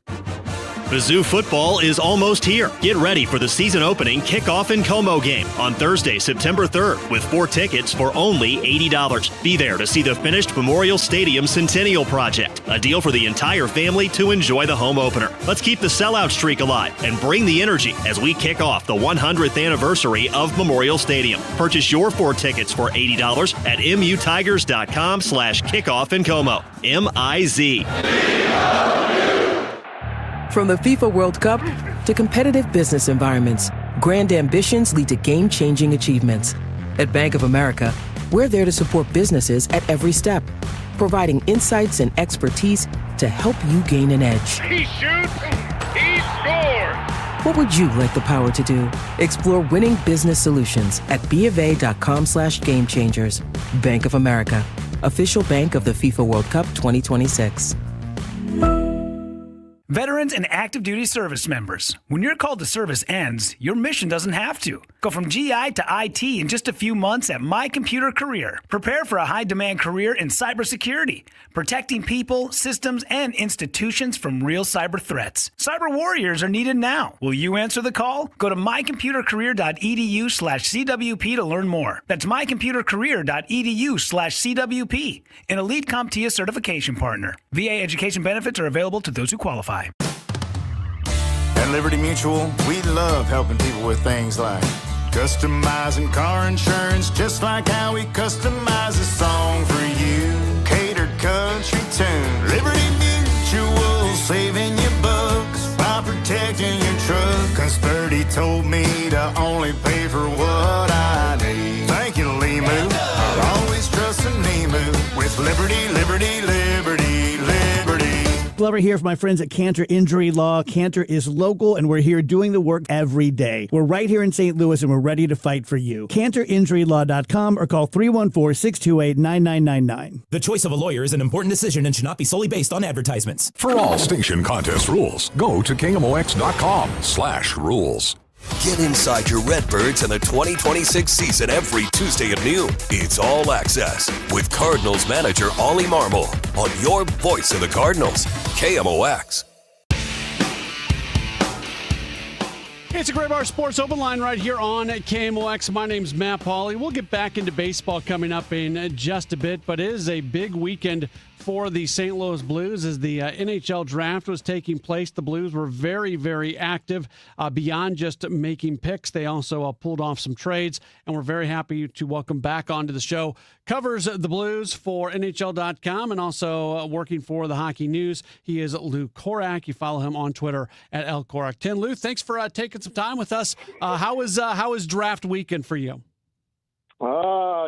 It usually turns into a long weekend, but fulfilling once you're at the end of it. Then you get to kind of sit back and analyze what the team was able to do, and you hear it from everybody. I don't think anybody ever comes out of a draft weekend thinking they did poorly. Everybody did well, and they're looking forward to the future with the picks that they were able to accumulate and bring on into the organization. But for many of them, you're probably talking about players that probably aren't even going to really be, unless they're in the superstar status, like maybe a McDavid or what you saw with a Connor Bedard with Chicago a couple of years ago. You're probably talking about players that aren't really going to be relevant when it comes to NHL for probably 3, 4, 5 years down the road. Let's actually start a little bit earlier because we didn't do many sports open lines last week. So a lot happened, and really for the Blues, draft weekend kind of began when they made the Jordan Kyrou trade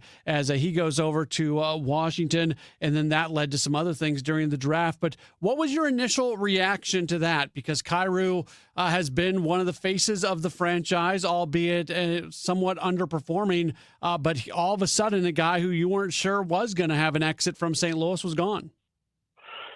I'm not really surprised that it came to a head in that direction, because it's been talked about for a little, for probably outside of the Blues walls for sure. I mean, we've been talking about Jordan Kyrou as maybe a potential candidate that you'd move, but Doug Armstrong has been steadfast in keeping him and wanting to see if you can see the trajectory continue to go in a positive direction. His overall game, I thought last year, if you look at it, the numbers obviously weren't there, and those are things that you expect from him. I thought his overall game, though, defensive game, got really better, but it was just to a point where I think both sides finally came to a point where maybe a change of scenery was good for both parties. The Blues decided to get themselves out of the last 5 years of his contract. And, when you look at it, probably at the end of it, $8.125 million AAV as the cap continues to go up is probably going to be reasonable for Washington. And you get a player in return that just 2 years ago scored 25 goals and had a lot of success for the Capitals. So right now you look at it, the Blues got a pretty good haul for it. If you want to go down that road, they got a good prospect out of it, got a first-round pick out of it that they were able to use on Maddox Dagenais, who we were able to talk to out at City Park today with the prospects in town. So pretty good haul, but it's too early to tell, how this is going to turn out. But I think both sides are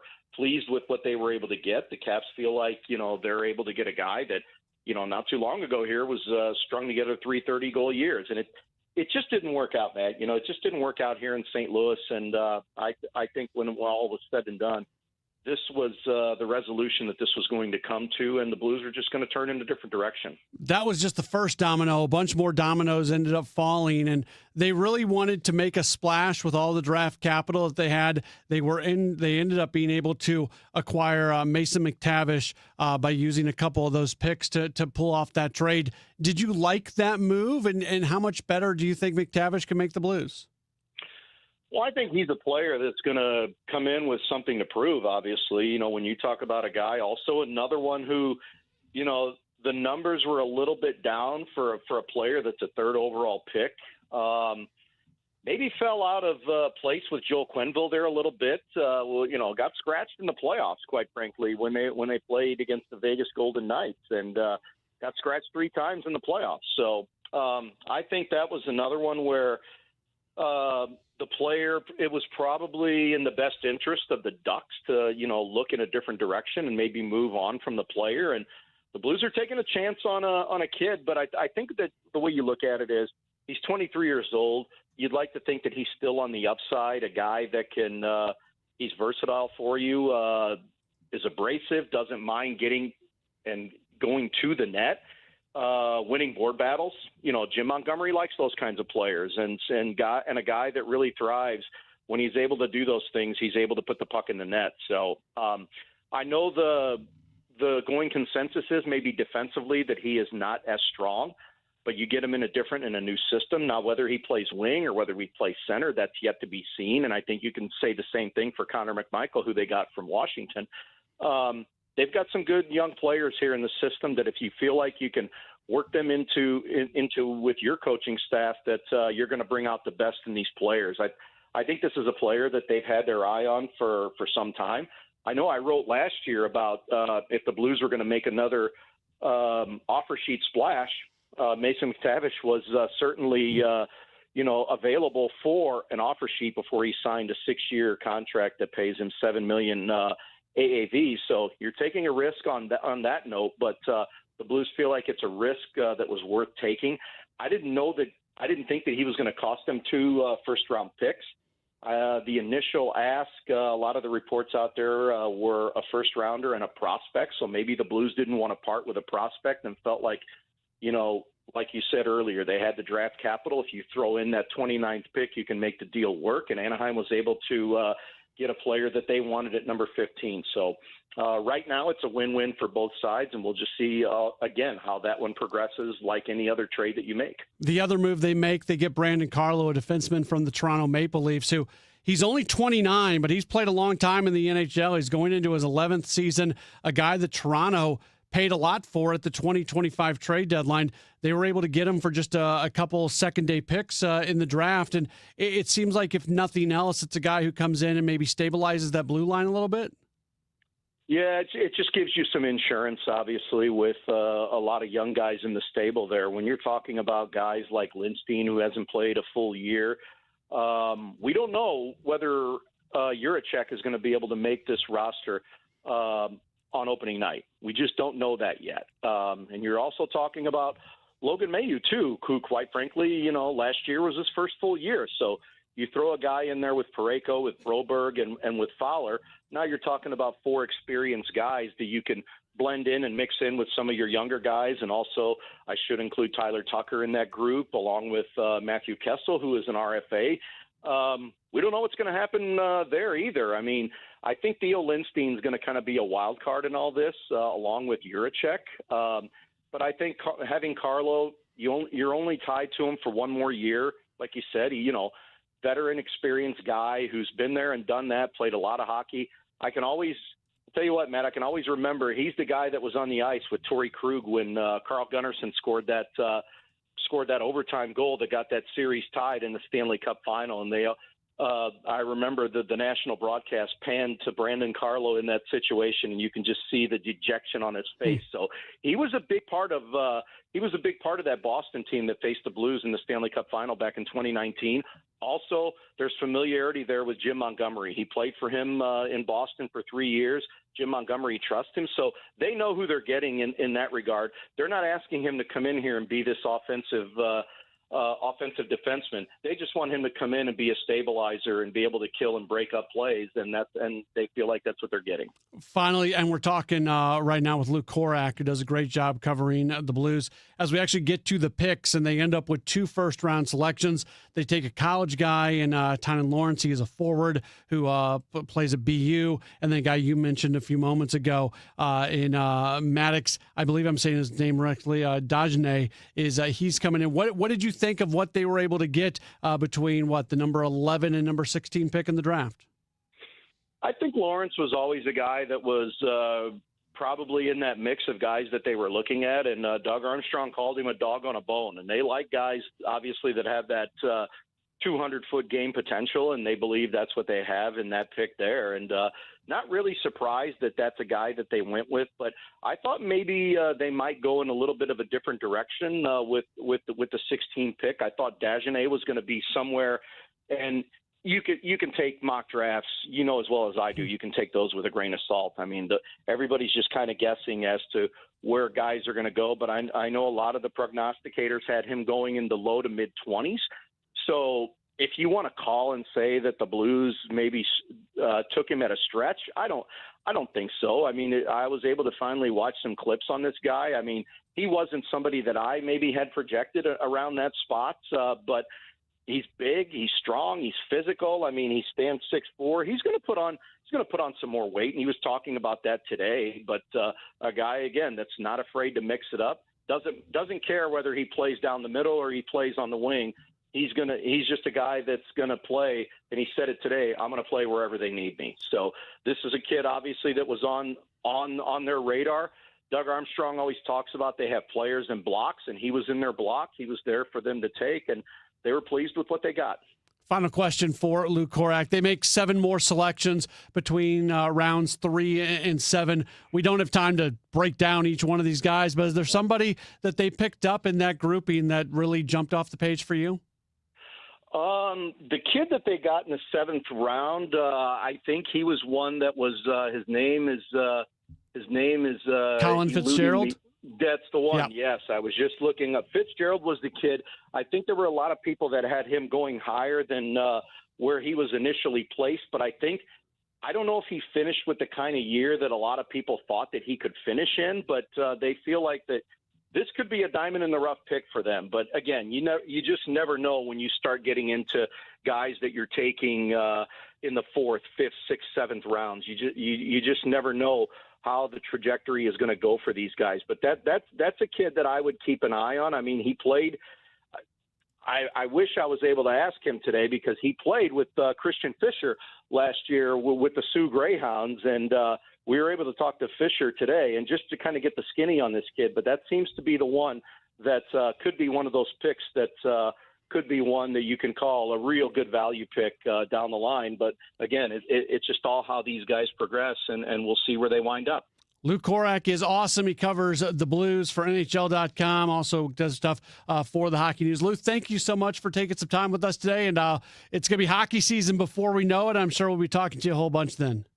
All right, Matt. Take care. All right, very good. That is Luke Korak joining us here on a Gray Bar Sports Open Line, and we appreciate him taking a few moments with us. We still got a whole bunch to get to. We'll jump back into baseball coming up in just a moment or so. I got a text message a few moments ago that I thought was an interesting question. It has to do with Sonny Gray, because if you didn't see, he pitched a whale of a game last night. We'll talk through Sonny Gray for just a moment when we come back after this break here on KMOX.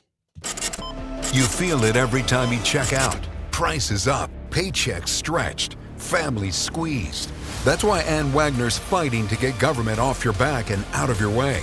Wagner passed the largest tax cut in American history, expanded child tax credits, ended taxes on tips, overtime, and Social Security. And Wagner is working to lower costs so families keep more of their hard-earned money. But Ann Wagner knows delivering for Missouri means more than just protecting their wallets. It means protecting our streets as well. That's why Wagner fought to secure our border, deport dangerous illegal aliens, partner with law enforcement, and put predators behind bars and off our streets so our neighborhoods and communities stay safe. Because real effective leadership protects what matters most: your money, your family, your safety.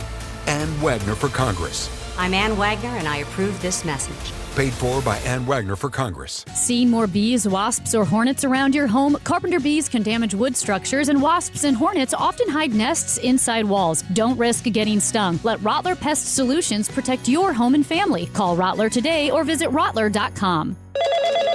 Another app for inventory, one for CRM. Oh, don't forget accounting. Wait, which login was that? Or you could use Odoo, one fully integrated system that does it all without the hassle. Ditch the app overload. Get everything your business needs on one platform. Try Odoo free today at odoo.com. That's ODOO.com. Honey, did you invite the minions over? Well, you know how we talked about getting Wi-Fi from Xfinity? Yeah. I ordered it this morning, was online in minutes, then they showed up. So they just came over to use the Wi-Fi? For what? Better not to know. Get online in minutes with same-day Wi-Fi from Xfinity. Plus, lock in your price for 5 years and see Minions and Monsters only in theaters. Xfinity. Imagine that. Restrictions apply. Not available in all areas. Learn more at xfinity.com/same-day Wi-Fi. We are on the biggest stage in the world right now, and you know I am talking about soccer. The whole world is paying attention, and FanDuel has decided to change the game. And as you know, if you bet soccer, that sometimes your player gets subbed out, and then what happens? Your bet goes with them. Well, FanDuel says we have a better way to do it. That's not happening anymore. With FanDuel Super Sub, if your player is subbed out, your bet stays in. That's right. If your player leaves the match, your bet continues with the substitute. So you are still in it until the final whistle. Just go to FanDuel.com/Missouri to get started now. I've been telling you about this app for many, many months. I love using it. It's easy to use. All the information you need is right there. FanDuel.com/Missouri. Let there be goals this summer on FanDuel. Must be 21 or over and present in Missouri. Gambling problem? Call 1-800-GAMBLER. Liberty Mutual customizes your car and home insurance. And now we're customizing this rush hour ad to keep you calm, which could help your driving. And science says therapy is great for a healthy mindset. So enjoy this 14-second session on us. I think you've done everything right and absolutely nothing wrong. In fact, anything that hasn't gone your way could probably be blamed on your father not being emotionally available because his father wasn't emotionally available, and so on. And now that you're calm and healing, you're probably driving better too. Liberty, liberty, liberty, liberty. Amendment 4 on the August ballot hides some ugly facts. It would create a new minority veto power, but only for ballot issues that are citizen-led. I just say no to that. Amendment 4 permanently ends majority rule for citizen-led ballot issues. I'm a no on 4. Politicians put Amendment 4 on the ballot to severely limit citizens' constitutional power. I say no on 4. 4 is a power grab by politicians. It lets one congressional district veto reforms backed by the majority of voters statewide, giving as few as 5% of voters control over the rest of us. That's why I say no to 4. 4 would make it nearly impossible to rein in out-of-control politicians. I say heck no. 4 takes away our constitutional power we've used for over 100 years to pass reforms that politicians wouldn't. Keep majority rule and your power. Just say no to Amendment 4. It's an ugly politician power grab. Paid for by Missourians for Fair Governance. Broadcasting from the Scott Credit Union Studio, 104.1 FM, KMOX. Welcome back to the Gray Bar Sports Open Line. Once again, Matt Pauley on KMOX. Just a couple minutes left here in hour number 1 of the program. In hour number 2, we're going to go back over some of the things that Cardinals President of Baseball Operations Chaim Bloom had to say to Tom Ackerman in their weekly Sunday conversation. And we'll also do a couple other things coming up in the 7 o'clock hour. Got this text message. I thought it was interesting. So from the 314, they wrote, do you think the Cardinals regret the Sonny Gray deal? They don't. No, I do not believe that they regret the Sonny Gray deal. I don't think they regret any of the deals that they made. I don't think they regret the Donovan deal. I know they don't regret the Donovan deal when you think about the production they're getting from Weatherholt. They don't regret the Arenado deal. They don't regret the Wilson-Contreras deal. Then, to be fair, and Kyle Sixtus here, I did not think that Sonny was going to pitch especially well this year. His numbers at Fenway had not been good.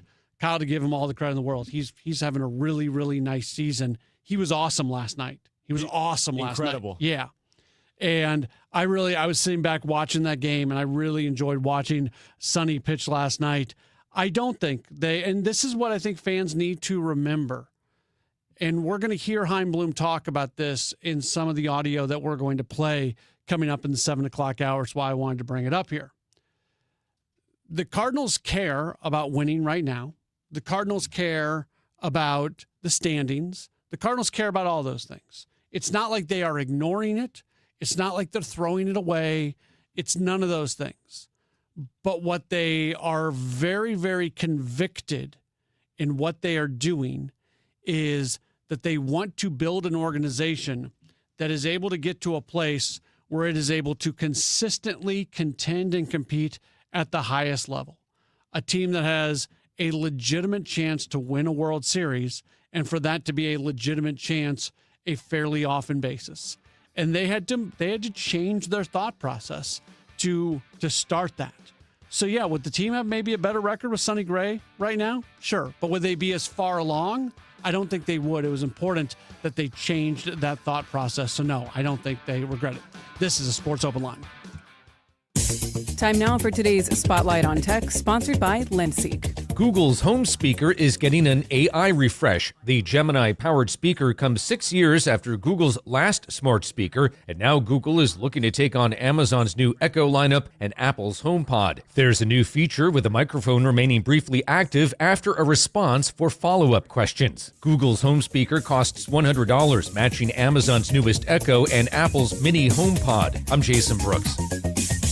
My name is Whitney Allen, and I'm a widow. My husband, Ryan, died. We never thought we'd ever have to use life insurance, but the unexpected happened. With Ethos, signing up was fast and 100% online. You can get a quote in seconds, apply in minutes, and get same-day coverage. No medical exams, and you can get up to $3 million worth of coverage. I'm grateful we were prepared. Get your free quote at ethos.com/radio. That's ethos.com/radio. Paid spokesperson. Time spent on application may vary. Online health questions required. Wesley Financial Group is not a law firm, and Chuck McDowell definitely not an attorney. This is Chuck. If someone talked you into buying something really silly and you want to get out of that silly little thing, my advice, get the facts. Call me and I'll send you our timeshare exit kit absolutely free. Inside, you'll learn how timeshare works and all your options for cancellation. Call Wesley now for your free exit information kit. 800-909-9696. 800-909-9696.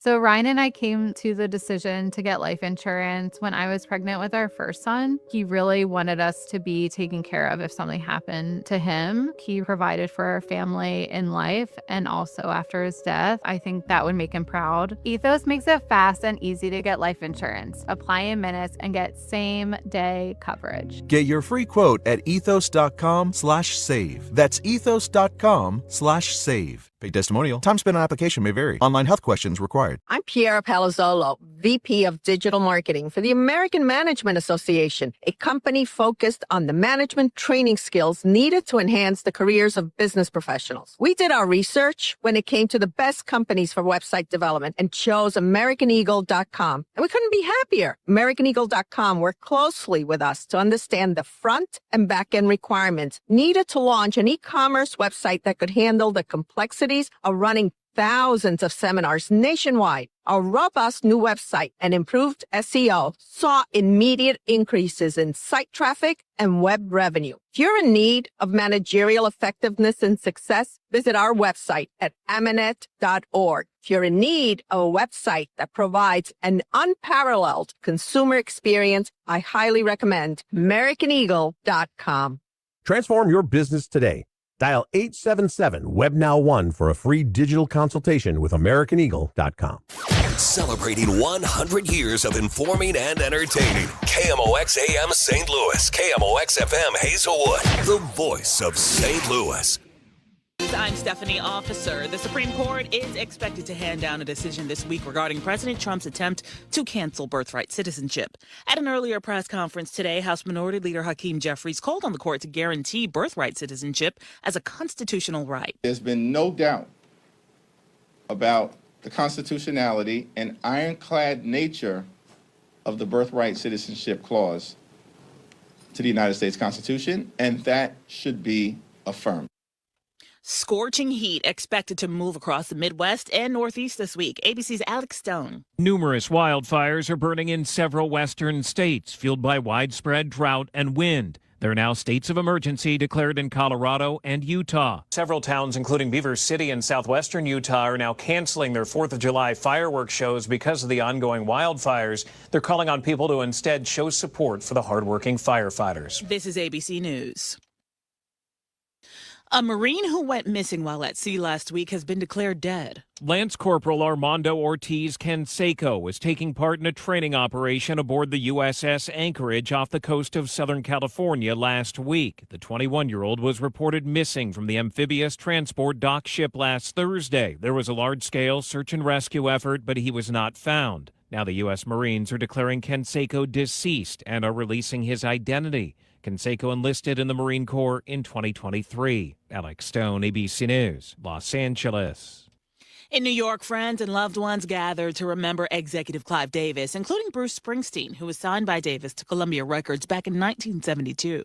He guided the listening public towards so much powerful and inspiring music. And he not only loved music, Clive actually loved the people who made the music. Stephanie Officer, ABC News. At 7:02, it's a cloudy sky downtown at the Arch. Right now we stand at 90 degrees, and excessive heat this week could be dangerous. AccuWeather's Kerry Schwindenhammer says it's not going to be record-breaking, but... Looking back over the last 5, 6, 7 years, we may not reach the level of some of those in terms of the highest temperatures recorded. That said, this is going to be still an impressive stretch here because of the fact that we're going to be dealing with this oppressive heat and humidity for several days on end. He says it'll feel as hot as 110 degrees at times this week. That is the feels-like temperature. By Sunday, a cold front moving through should bring temps back into the upper 80s or low 90s. Boeing is inching closer to completing the hangar where America's latest fighter jets will roll off the belt. U.S. Senator Eric Schmidt is celebrating progress in the construction of the Boeing hangar where the next generation of American fighter jets will be assembled. Schmidt says these jets are needed along with more military buildup because of the growing threat of China's military. China has a bigger Navy than we have right now. Not a better Navy, but a bigger Navy. Their shipyards outproduce ours by like, it's not even close. And so I'm supportive of that to revitalize our industrial base. Schmidt criticized the Biden administration for attempting to strip the next generation fighter jets from the national defense budget. Sean Malone, KMOX News. City Police Chief Robert Tracy is reacting to the weekend's 4 deadly shootings at several in downtown West, Walnut Park, Soulard, and Gravois and Loughborough. The shooting that forced St. Louis City SC to postpone a City 2 game and go into lockdown due to shots being fired at 17th and Chestnut at 3 people walking in downtown West. Chief Tracy explains where the investigation stands. We believe someone in the group of the 3 returned fire at the shooter. That is a 20-year-old that was originally detained last night. Officers seized a firearm off of him. The 20-year-old has been released by detectives pending further investigation and also had an ankle monitor from a previous case from the county. A 22-year-old who was walking with the group was shot in the leg and showed up at a hospital. Tracy says a curfew went into effect Saturday night for the Grove, but not downtown. As of now, there is no curfew in place for July 4th, something Tracy would like to see. Maria Aquina, KMOX News. The owner of more than 150 newspapers is now making a move into St. Louis radio. Hoffman Family of Companies has announced a deal to buy 6 Odyssey radio stations, including KMOX, pending FCC approval. Hoffman, in a statement, says the acquisition is the first step in a planned expansion into broadcast and that the company expects, quote, to become the second largest media company in the United States by year end. Forecast from Dave Murray overnight for St. Louis. We've got a partly cloudy sky, low 77 degrees. For Tuesday, it's going to be hot, humid, steam bath, he says, with a high of 98, 78 for Tuesday night, and 98 degrees for both Wednesday and Thursday.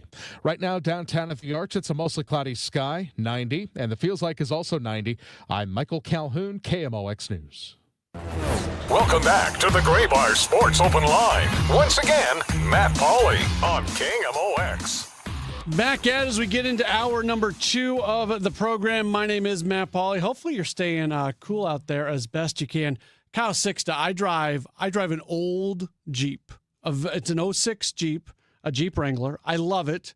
I just recently passed 200,000 miles on it, which was a nice thing for me. Congratulations. Thank you. It's all me. So I love it. At some point, it was the 06 Jeep Wrangler was the last Wrangler model that had an inline 6 engine in it, which is like the best engine from what I understand. I'm not really a car guy. Me neither. Okay, so I'm kind of talking out of my backside a little bit when I say this, but people have told me this, and that engine specifically is known for lasting forever. So I guess my 06 Jeep actually has a little bit more resale value than a lot of 06 vehicles, specifically because of that engine. So at some point, I'm going to have to move on from my 06 Jeep, which is sad because I love it.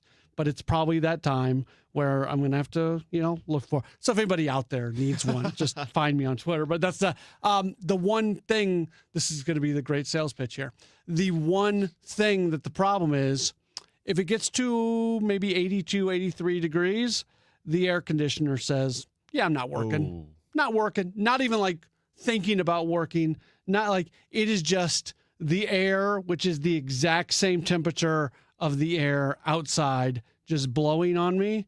So that's not great in these temperatures. That's rough. That's rough. Not great. Not great. So I wish you the best of luck. I got in today. I was a little sweaty, not going to lie. It was not a comfortable drive to work today. And if I open up my windows, then my hair is all over the place. I don't know. I did have AC and I came in sweaty, so I can't even imagine. All right. There you go. That's my plight right now. First world problems that I have a car that doesn't really work with AC when it gets to this hot. But hopefully, look, there's people out there who are dealing with a lot worse than me. And hopefully people are staying cool for sure, because it is hot. When Dave Murray says it is steam bath, it is steam bath hot out there for sure. That's a really good description of that. Cardinals are going to get back at tomorrow. They're going to match up against the Braves. The Braves have been struggling. It always worries me when good teams struggle, and then you're going in to play them, because if there's one thing you know about when good teams are struggling, it's that they're going to stop struggling at some point in time. And the last thing you want is for the end of the struggle to occur when you're matched up against them.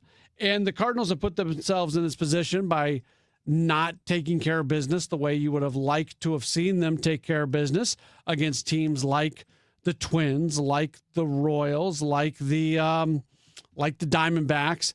I actually, with the way the Marlins have been playing lately, I'm not quite as upset about losing 2 out of 3 against Miami. If there's something I'm upset about, it's maybe how the games went down. Just the absolute lack of scoring for the Cardinals, where they scored 3 runs over the 3-game series. That's not going to get the job done. You need to do more than that. But the actual raw fact of losing 2 out of 3 to Miami, they caught Miami at the absolute worst time. And they end up losing 2 of 3. And this is a Marlins team that has the best record in the month of June right now in Major League Baseball. I'm just really curious what it's going to look like for this team. And we hit on this during Redbird Rush Hour, because every single time this year that the Cardinals have gone into a stretch where it's been like, oh, this is going to be tough. Oh, they're playing all these really good teams. We're going to learn a lot about this team, but by the time they go through this next road trip or this next 2-week stretch, whatever it might be, every single time we've had that conversation about this team, what they've done is they have passed with flying colors. Now, I'll admit, this funk that they're in right now, it is a more extended funk than they have been in at any other time this season. I'm not trying to gloss this thing as being better than it actually is. Now, I don't think it's anything out of the normal state of the way Major League Baseball is. Most teams in baseball go through something.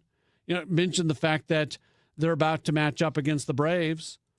The Braves are a really good team. But you wouldn't know it based off what they have done lately, where they have lost 6 of their last 7. And going back further than that, since June 9th, they have lost 1, 2, 3, 4, 5, 6, 7, 8, 9, 10, 11. They have lost 12 of their last 16. So this is a stretch that's going back 2-3 weeks. And I only mentioned that to show that what the Cardinals are going through right now, good teams go through. That's not to say that the Cardinals are for sure a good team. That's not for sure to say that the Cardinals absolutely, without a doubt, are going to be able to come out of this.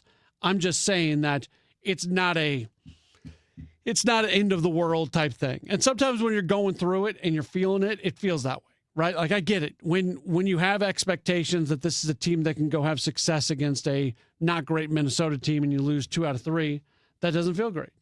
When you feel like they're going to go have success in Kansas City and you lose 2 out of 3, that doesn't feel great. When you feel like you can go have some success against Arizona and you lose 2 out of 3, that doesn't feel great. I get it. I'm not trying to run away from any of that.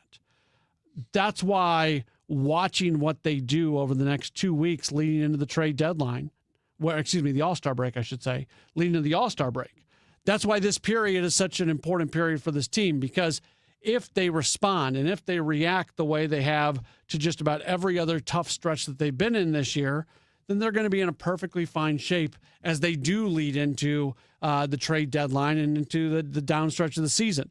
But if the struggles that they have right now really continue leading up to the All-Star break, if they don't do well against Atlanta, who they're going to play 2 series against, if they don't do well against a Cubs team that's been playing some pretty good baseball here recently, that's who they're going to match up against this weekend. And really the one team this year that they played a series against that in many ways it felt like they were just completely overmatched against, it was the Milwaukee Brewers. And now they're going to have a 5-game series against Milwaukee that's going to be coming up next week. And you don't want to get run off the field in 5 games against Milwaukee. So this is a really important period coming up, and you would like to see them find just a little bit more consistency top to bottom. And I mentioned earlier, it's a team that couldn't score at home here on this most recent homestand. And then when they were on the road, they couldn't prevent runs. They couldn't prevent runs against Minnesota. They couldn't prevent runs against Kansas City. So it's a team that just top to bottom needs to play better. And what we still need to learn, and I think what we will learn a little bit more over the next couple of weeks, is watching those struggles here recently. Is that just them taking a step back to who they're going to be? Taking a step back to who a lot of people thought that they were going to be before the season got started? Or is it just that bump in the road that every team goes through? The New York Yankees just got swept in a 4-game series by a bad Boston team. Now, Boston's probably better than their record would indicate. They've got a roster that's better. And right now, the Yankees are playing. Top of the 4th inning, the Tigers are shutting them out 5-0. So every team goes through it. That is a good thing to remember. We're going to take a break, and when we return, we're going to play back some of what Cardinals President of Baseball Operations Chaim Bloom had to say to Tom Ackerman during Sports on a Sunday morning. But right now, I do want to tell you about my friends over at i3 Broadband. I love i3 Broadband. They are the absolute best when it comes to providing internet. And I always there's the 3 things, and I'll repeat the same thing over and over and over because it's the most important part of internet. You want reliable internet, i3 checks that box. They are incredibly reliable. You don't have to worry about just the random dropouts.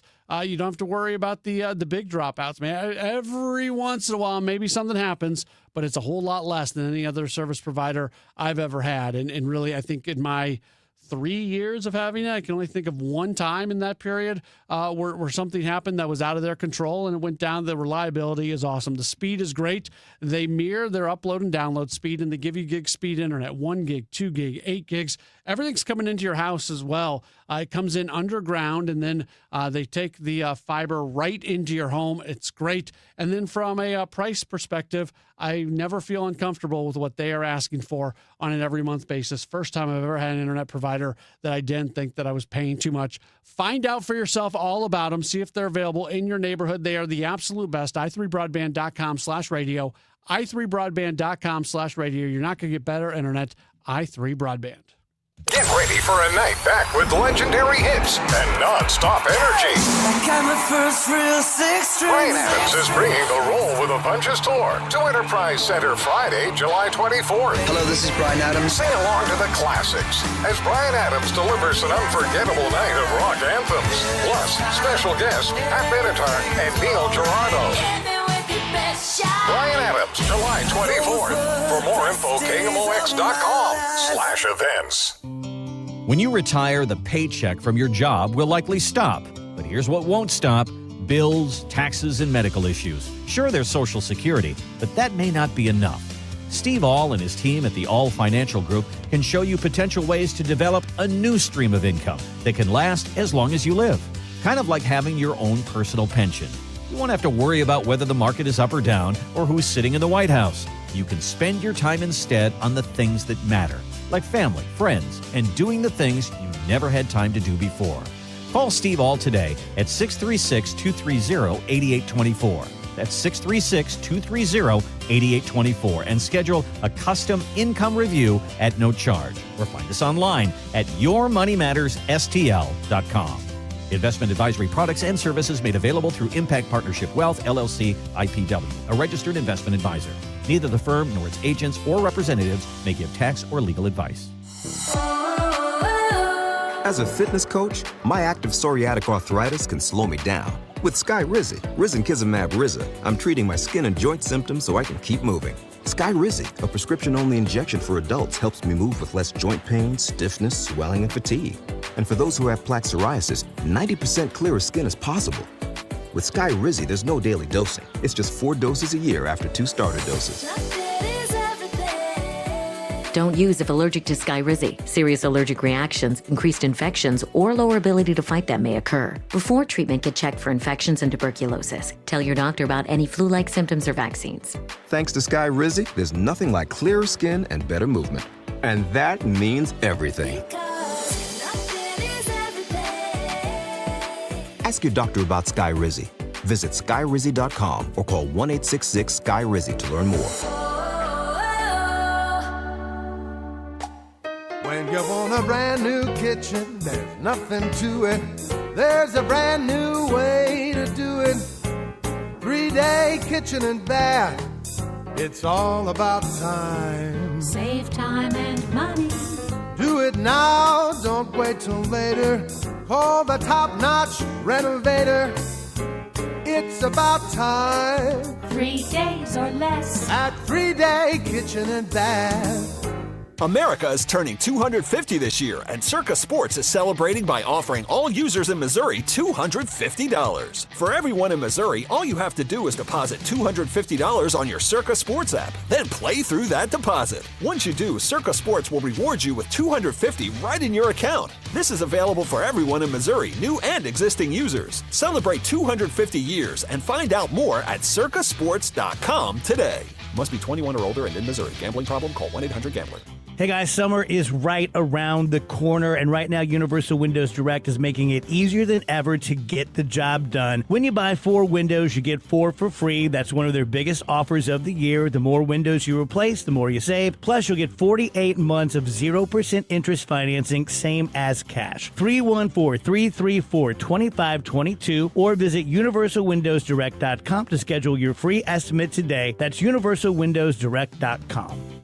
The financial industry is getting rich on baby boomers. Don't be their next victim. Find out the truth of what's really going on in the retirement industry. Join Greg Ayler Saturdays at 1 on Fire Your Financial Advisor. Freedom 250. Join the U.S. Air Force Band of Mid-America July 1st through July 7th across St. Louis as we celebrate America's 250-year legacy with free concerts. No tickets required. Details at afbandtix.org. That's afbandtix.org.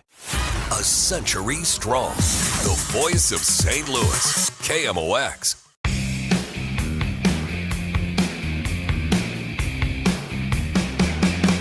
Back at it on a Gray Bar Sports Open Line right here on KMOX. My name's Matt Pauley. Anytime we have shows on Mondays, and we only have them occasionally during baseball season because, well, more often than not, the Cardinals are playing on Monday night. But this week, they get a day off on a Monday. We always try to take the opportunity to play back some of what Cardinals President of Baseball Operations Chaim Bloom said to Tom Ackerman. Every single Sunday morning, sports on a Sunday, Tom has the Cardinals President of Baseball Operations, a history that goes back when you think about how long John Mozeliak was doing that and just all the people who have made regular appearances on that show. It's very, very cool. What we try to do on Mondays is we play back a few cuts that we heard from Chaim Bloom on just different topics that they talked about on Sunday morning. So let's do that. I'll throw in a couple my thoughts on it as opposed to just playing back the interview. That's why we always do that. Gives you the opportunity to hear something maybe a little bit different, especially for folks who are locked in on Sunday morning or maybe listen to the podcast or whatever it might be. So as Chaim Bloom joined Tom Ackerman on Sunday morning, one of the first things they talked about was the fact that, yeah, the Cardinals definitely are looking for a little bit more offense right now. Obviously, we have been in a little bit of a lull offensively now for a little bit. It is part of the season. There are going to be those ups and downs, but not something to take lightly, and certainly want to give credit to the opposing pitchers and the opposing staffs, as you mentioned, for doing a good job game planning against us, but certainly want to turn it around, and hopefully we'll be able to do that. The bats will warm up along with the weather. Yesterday, Jordan Walker got an off day, and I get the sense that Walker's a little bit gassed right now, just trying to get to the end. We talked about this earlier today, actually, on Chris and Amy, and I guess some people pushed back a bit on what I said because they said, well, how is a guy who's young, he's in his 20s, he's in great shape, how do they get tired? And I would just say there is a strain, and it is tough to play every day in Major League Baseball, and it is tougher now than it's ever been before, and there's more openness now because we understand the human body more now than we ever have before. There's more openness now to giving guys days off when they need them. So this is what Heim had to say about Walker getting that day off yesterday. You zoom out and you look at what he's done, and he's one of a few guys that pretty much have played just about every single day. And when you actually look around the league, like, that's pretty impressive. It's pretty rare, especially at this age, that guys are able to do that. Obviously, no secret, the last little stretch has been a tougher one for him. So it gives him a chance to take a breath and reset and take advantage of the off day as well tomorrow, and hopefully be ready for this sprint to the All-Star break when we come out of it. And then one more thing, we've got a lot of pitching stuff to get to with Heim here in just a moment. One more non-pitching thing, but it's something that I think a lot of people want to hear because we're talking so much. We're talking so much about what it's going to look like this year, what kind of decisions are going to be made roster-wise between now and the deadline, and even beyond that. What does it look like in terms of getting some guys up from AAA? There's just a lot of immediate future conversation going on where a lot of what we heard from the organization is about the future beyond this year. So winning now versus the future and being able to get this organization to where Heim has talked about wanting to get the organization, where does he stand on all of that right now as the Cardinals have been a very competitive team all season long? And I just want to be really, really clear about this, that we, of course, care about the standings, and of course, every single day we're looking to win, and we want to win, like I said, every single day, and we want to win this season. We just need to make sure that we don't let that get in the way of the goals that we have. That's not really going to serve us or our fans or anybody if we get distracted and we start trying to run a lot of different directions at once. And in a lot of ways, I don't think that's really new for the Cardinals.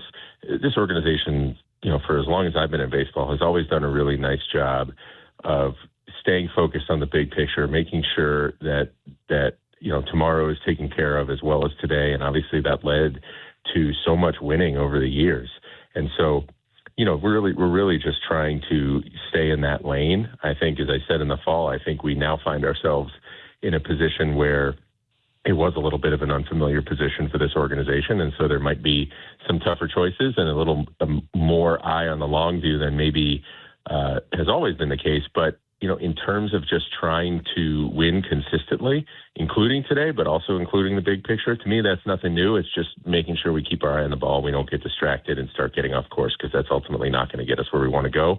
And frankly, it probably won't get us where we want to go in the short term either, when you really have no plan and you start getting distracted and taking a lot of side roads. All right, let's get into some of the pitching stuff, and we will start with Dustin May because they skipped his last start. And if you look at his last couple weeks, he had that complete game shutout against San Diego.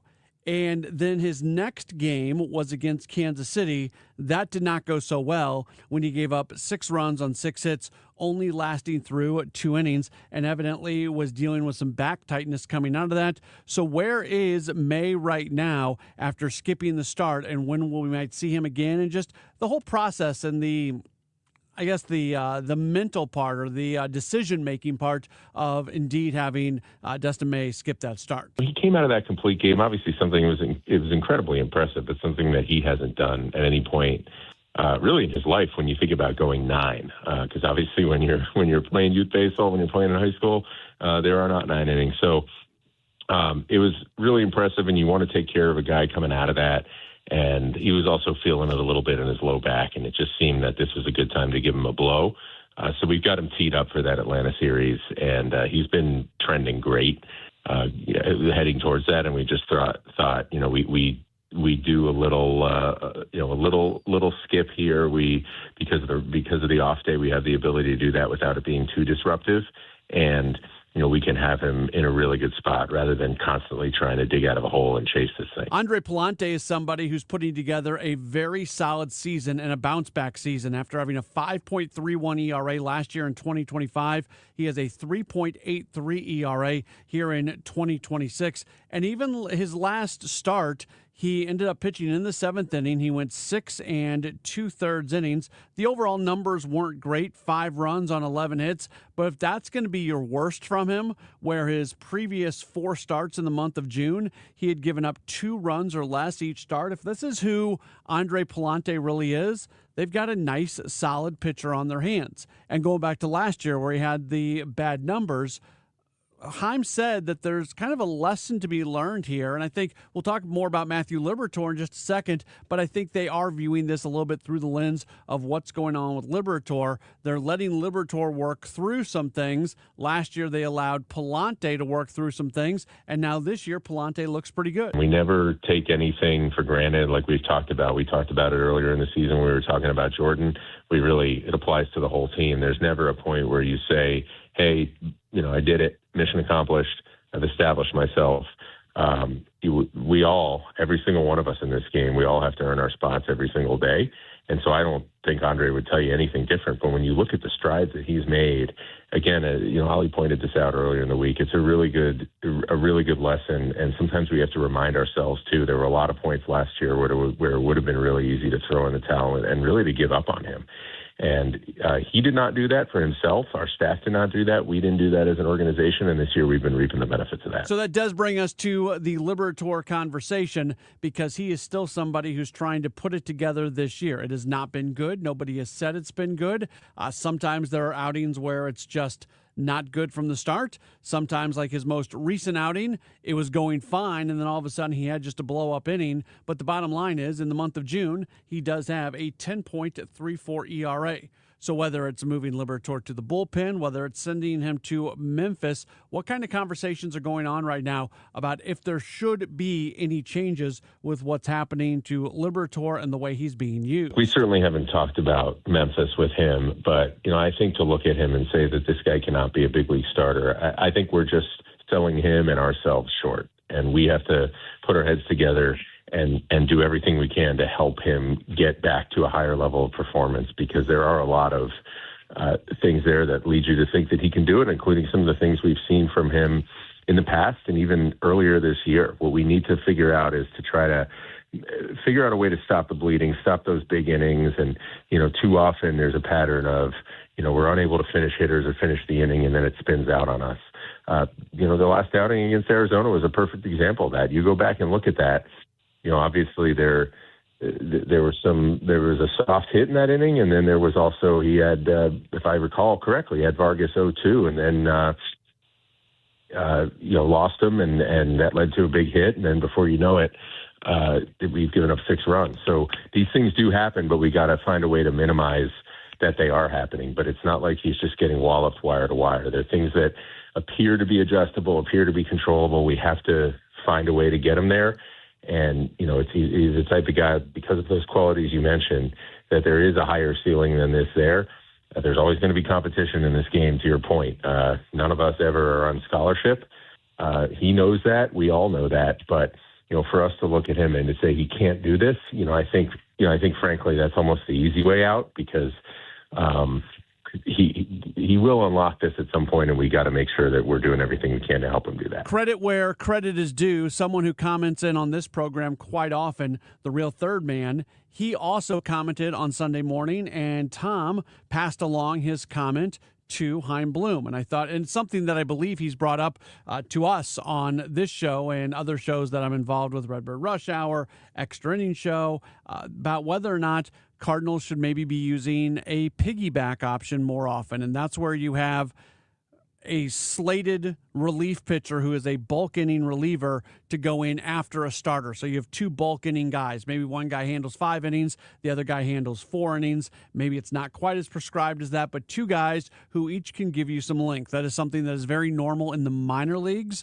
where development is the number one thing. If you have more starting pitchers than you have days available, you'll go to a piggyback system where a guy will throw 5 and then another guy throws 4, and then maybe the next time through they'll switch it where the guy who went 4 will actually make the start, trying to get him through 5, and the other guy will come in to go 4. So that's how they use it in the minor leagues. That's not really something that you want to apply to the big leagues, because the big leagues, the number one primary goal in the big leagues is to win games. It's not to develop. That's not the to say the development isn't happening. It's just not the number one thing. So this is what Heim had to say. And we saw kind of a version of the piggyback when Hunter Dobbins was here, and he came in relief of Liberatore once and Leahy once, if I remember correctly.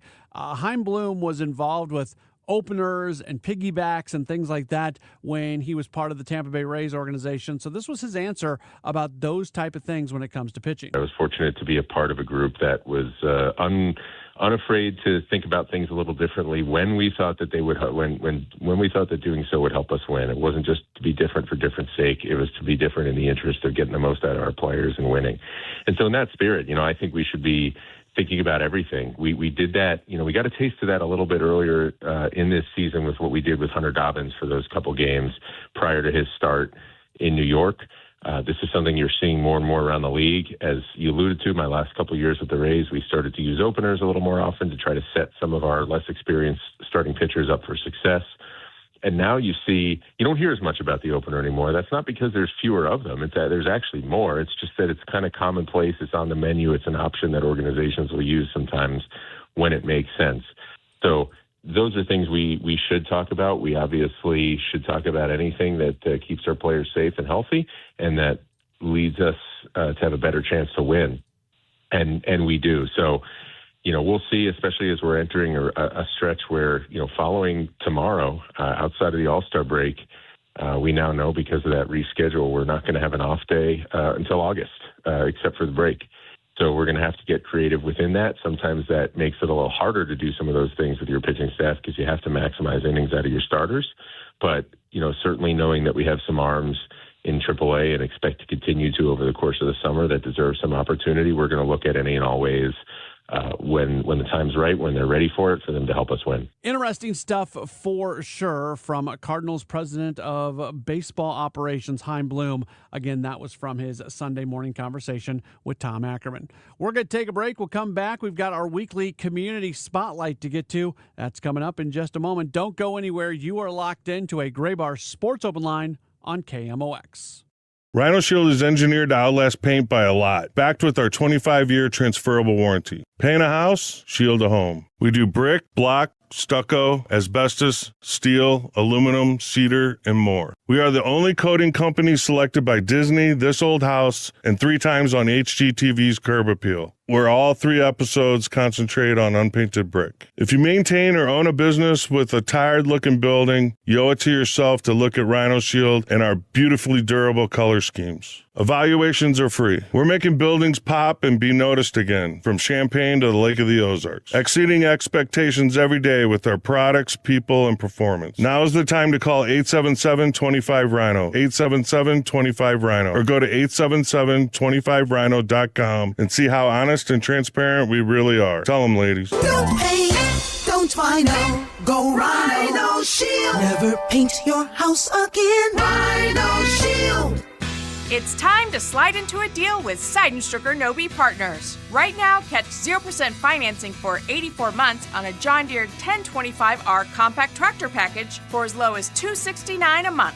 This one machine is built to do it all. Mow, move, dig, and clear with ease. Don't wait, this offer ends June 30th. Slide into a deal today at Seidenstrucker Nobe Partners, snpartners.com. Offer valid through 6/30/2026. Some restrictions apply. See dealer for details. Wesley Financial Group is not a law firm. Ask yourself this question. Is it really worth holding on to that timeshare that you know you need to get rid of? Here's the truth. The average maintenance fee just went up over 17%. That could have been 117%, and there's nothing you can do about it. When you buy a timeshare, you give them a blank check for annual maintenance and assessment fees. I'm Chuck McDowell, founder of Wesley Financial Group. For 15 years, I've helped over 50,000 families cancel their timeshare. Not sell it, not transfer it, cancel it. Did you buy a timeshare because they told you it was a great investment and your maintenance fees would never go up? That's a lie. Are you ready to get rid of your timeshare once and for all? Simply call us and I'll send you our timeshare exit kit that explains all your options for cancellation. Call Wesley now for your timeshare exit kit. 800-979-3535. That's 800-979-3535. 800-979-3535. Your 401k, 403b, and IRA, it's a future tax time bomb. I'll help you retire younger, richer, and with less anxiety. Let's avoid all those taxes on your IRA or 401k. Get your retirement questions answered. Wealth and Wisdom with Gary Goldberg, Saturday mornings at 7 here on KMOX FM 104.1. And then see your tax time bomb at checkwithgary.com.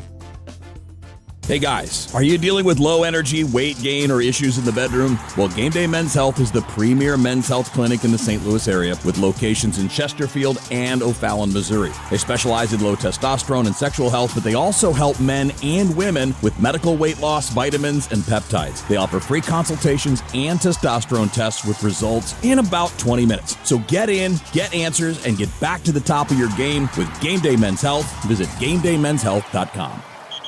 The wait is over. The new Omaha Steak Store is now open in Baldwin at 15305 Manchester Road in Central Plaza. Shop now for 50% off store-wide and enjoy delicious doorbuster deals starting at just $19.99. For more than 100 years, Omaha Steaks has delivered the world's best steak experience. From extra-aged USDA-certified tender steaks to pure ground burgers, air-chilled chicken, premium pork, and so much more. Every bite is handcrafted by master butchers and backed by their 100% satisfaction guarantee. Stop by the new Omaha Steak Store in Baldwin today to discover the Omaha Steaks difference.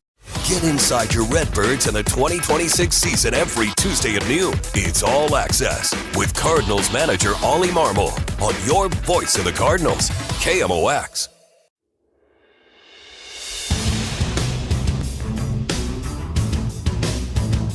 Back at it on the Gray Bar Sports Open Line right here on KMOX. My name is Matt Pauley. We're glad to have you with us tonight. Each week we do this, and I always enjoy being able to because it's fun to be able to put a spotlight on things that are really important and people who are doing great work. It is building community with Busey Bank Beyond the Game. And what we do each week is we take a different individual or a different organization that's impacting the community and using sports to do it. We really appreciate Busey Bank for everything they do to help us with this. At Busey Bank, they believe that every community project, every volunteer hour, every local initiative starts with people who choose to get involved through their partnerships and volunteer programs. They are here to support the communities that we all call home. Busey Bank, building extraordinary together.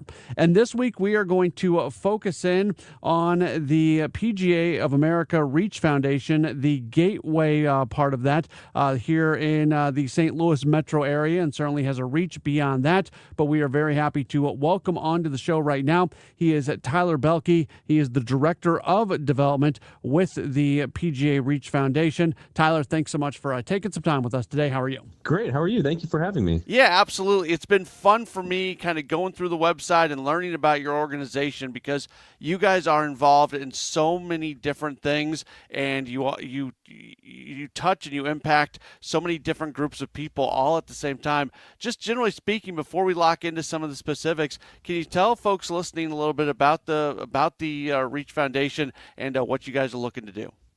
Of course. So PGA of America Reach Foundation is in the Gateway section, specifically here located in St. Louis. Our mission is to improve lives through the community of golf. And we do that through three main ways. We have three pillars: youth, military, and inclusion. So we run golf programming for kids throughout the year. We run free golf clinics for veterans and active duty military through our PGA Hope program.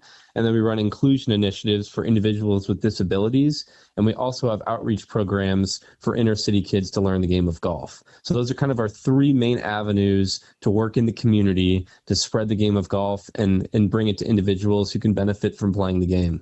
Certainly want to touch on each of those a little bit, starting with youth. And there's so many different things you're doing. You mentioned trying to reach kids that maybe don't see golf on an everyday basis. Also, there's scholarship programs. There's the PGA Junior Tour. It really feels like in that pillar specifically, there's just a ton that you guys are doing on an almost everyday basis.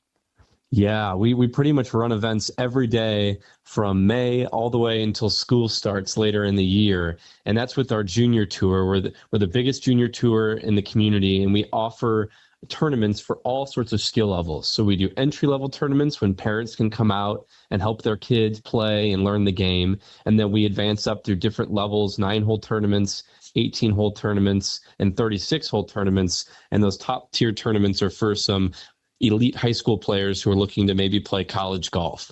So it doesn't really matter where a kid is at in their golfing journey, whether they've never played before or whether they've been playing their whole life. They can come out to the Gateway PGA Junior Tour and find a good spot for them and play some competitive golf.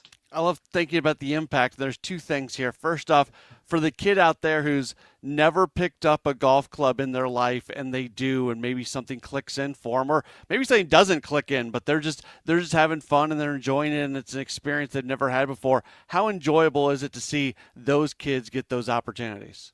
Oh, it's fantastic. I mean, the life skills that kids can learn on the course are hard to describe. I mean, you learn about sportsmanship and integrity and even teamwork. We have a program, it's a national program called PGA Junior League, and it turns golf into a team format. So you've got a PGA professional as your coach, and you have jerseys with your name on the back, and you play as a team with other golfers, other kids your age, and you compete against other courses and teams across the area. And it's so much fun to learn teamwork and sportsmanship in golf, on a golf course, in a sport that most people think you just play by yourself, but you turn it into a fun team environment. And then you also mentioned the fact that some of these kids get pretty good and maybe they've got the opportunity to get a college scholarship. When you do see one of your athletes continue to progress and get to a point where this is going to open up some doors for them, they may get some scholarship money, there might be something else there, that has to be a really rewarding thing.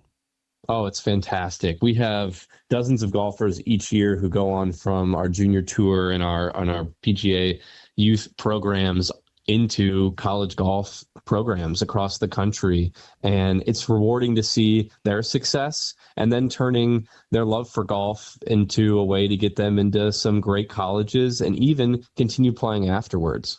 Let's jump over to the military side. PGA Hope is a really cool instruction series for veterans and active duty military. Can you talk about that a little bit and what it is and the impact that it's having? Absolutely. So PGA Hope, a lot of things PGA are acronyms. So our acronym for PGA Hope is Helping Our Patriots Everywhere. And we do that through free 6-week golf instruction programs. So we do not require a disability rating. You can be anywhere in your life with any sort of ability, and we'll welcome you into a program. All the programs are taught by adaptive golf certified PGA professionals. So they're equipped to teach to folks who may have limb loss, may be struggling with PTSD. It doesn't matter what ailment, or if you have no ailments, you're welcome to come out and sign up for a program for free. And we even offer free golf clubs and equipment for those who don't have them. So we try to break down the barriers of getting in the game. And we found time and time again that golf is a powerful tool for getting our military back into civilian life. It's a tough adjustment when they come back and leave the service to find the community that they once had in the military. And we found that PGA Hope creates that community and provides camaraderie for these veterans and service members who may be looking for just that. And in a healthy way, too. You get out on a golf course, you get outside. It's stress-free. There's no cost to it. And PGA Hope is really making an impact for our military community here in St. Louis. That is so cool. I mean, these individuals are going and they are putting everything on the line so we can live in this country and have our freedoms. And sometimes it is a tough transition when they return, and to have a little bit of normalcy here and also have something that they can put their mind on, no matter what physical condition they might be coming out of it. It's a really cool thing.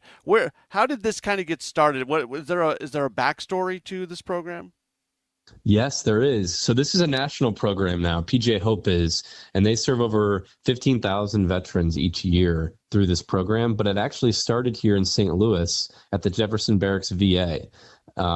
We had two professionals who, Brian Main, he's the head professional at Whitmore Country Club, saw this and took it upon himself to do some golf programming for veterans. So through partnership with their recreation therapist there, Brian Main invited John DePriest, another PGA professional who's now at Sunset Hills Country Club, and they started teaching these golf clinics. And it was just a small group of 10 individuals in the Jefferson Barracks VA gym, and now it's grown to become a national program, like I said, that serves thousands of veterans each year. The last pillar for you guys is inclusion, and you've got a couple programs in PGA Works and PGA Able where this is a chance for anybody with any physical, no matter where they're at from a physical standpoint, to be able to interact with golf? Yes. So PGA Able program is our newest program. We just started a few years ago. And as another PGA professional by the name of Kevin Korn, he's at Innsbruck Golf Resort. He's been working at Rankin Jordan Pediatric Bridge Hospital for over 15 years now. Every Wednesday, he gives golf lessons to the kids there. And he brought this idea to us of doing a program that helps more kids in more situations and maybe even adults too. So we now run programs in partnerships with multiple pediatric hospitals in St. Louis, including Cardinal Glennon and Rankin Jordan. And we do programs with other organizations like Paraquad for adults that may have disabilities and introduce them to the game. And we've found that oftentimes individuals who may have a disability get told no frequently. No, you can't play that sport. No, you can't do this. And we found that golf is a yes sport. It doesn't matter where you are or if you can hold a club, we'll find a way to make sure that you can swing a golf club. And I've seen it firsthand. It's pretty incredible to see the look on somebody's face who hits a golf club for the first time and gets that feeling of striking a ball perfectly. It's a pretty awesome sight. To be able to do everything that you do, it takes a lot of people being involved in some form or fashion. And one individual who's really involved with you guys is Ozzie Smith. You recently had the Ozzie and Friends dinner on the Diamond, which is a gala event that you guys do on an every year basis. Can you tell folks just what Ozzie does for you guys? Because I know he is really, really impactful for the entire organization, being able to do all the things you do. Yes, Ozzie is the president of PGA Reach Gateway Foundation, and he's been involved for over 15, actually more, almost 20 years now. And he has a big love for the game of golf. And of course, he loves the St. Louis community. So he supports all of our programs and is a big fan of everything PGA Reach does and joins us frequently and comes out to events, our youth events, our military events, our PGA Able programs, to meet with the participants and share his love for the game with them. And like you said, we had our dinner on the Diamond at Busch Stadium a couple weeks ago, and we have his Pro-Am, the Ozzie and Friends Pro-Am, coming up in October. And we're really excited to continue growing, and Ozzie's championing in this mission of PGA Reach of improving the lives in our community through golf. Last thing for you, and I know it's something that you guys are continuing to work on, but it's the growing golf and the play-through program as you're trying to be able to add to from facility standpoint. Can you kind of explain that program as well before we get out of here? Absolutely. So the Play-Through program is a development up on North Grand, right next to the Boys and Girls Club, where we're going to build a driving range and a golf facility for the kids at the club and the kids in the community. And it's on the old Carter Carburetor Factory site that has sat vacant for a long time. And now we're building a site there that kids are going to be able to play and enjoy the game of golf and do activities outside, where for a long time it's just been an empty field or an old building that's fallen down. And now it's going to be a great place for the kids in the community to enjoy and play. If people are listening to this and they want to get involved with your events, maybe they want to help you guys out financially, whatever it might be, what's the best way to get in contact with you and learn more about all these programs that we've talked about? Yes, you can head to gatewaypga.org/PGA Reach, and you'll be able to see all of our information and be able to contact me if you're interested in getting involved. And you can learn more about our programs there. Tyler Belke, he is the Director of Development with PGA Reach. Tyler, thanks so much for taking the time for everything you do. This is, I've gotten a kick out of just learning a little bit more about you guys and the impact that you're making. So I'm glad I'm able to share that a bit with folks listening today.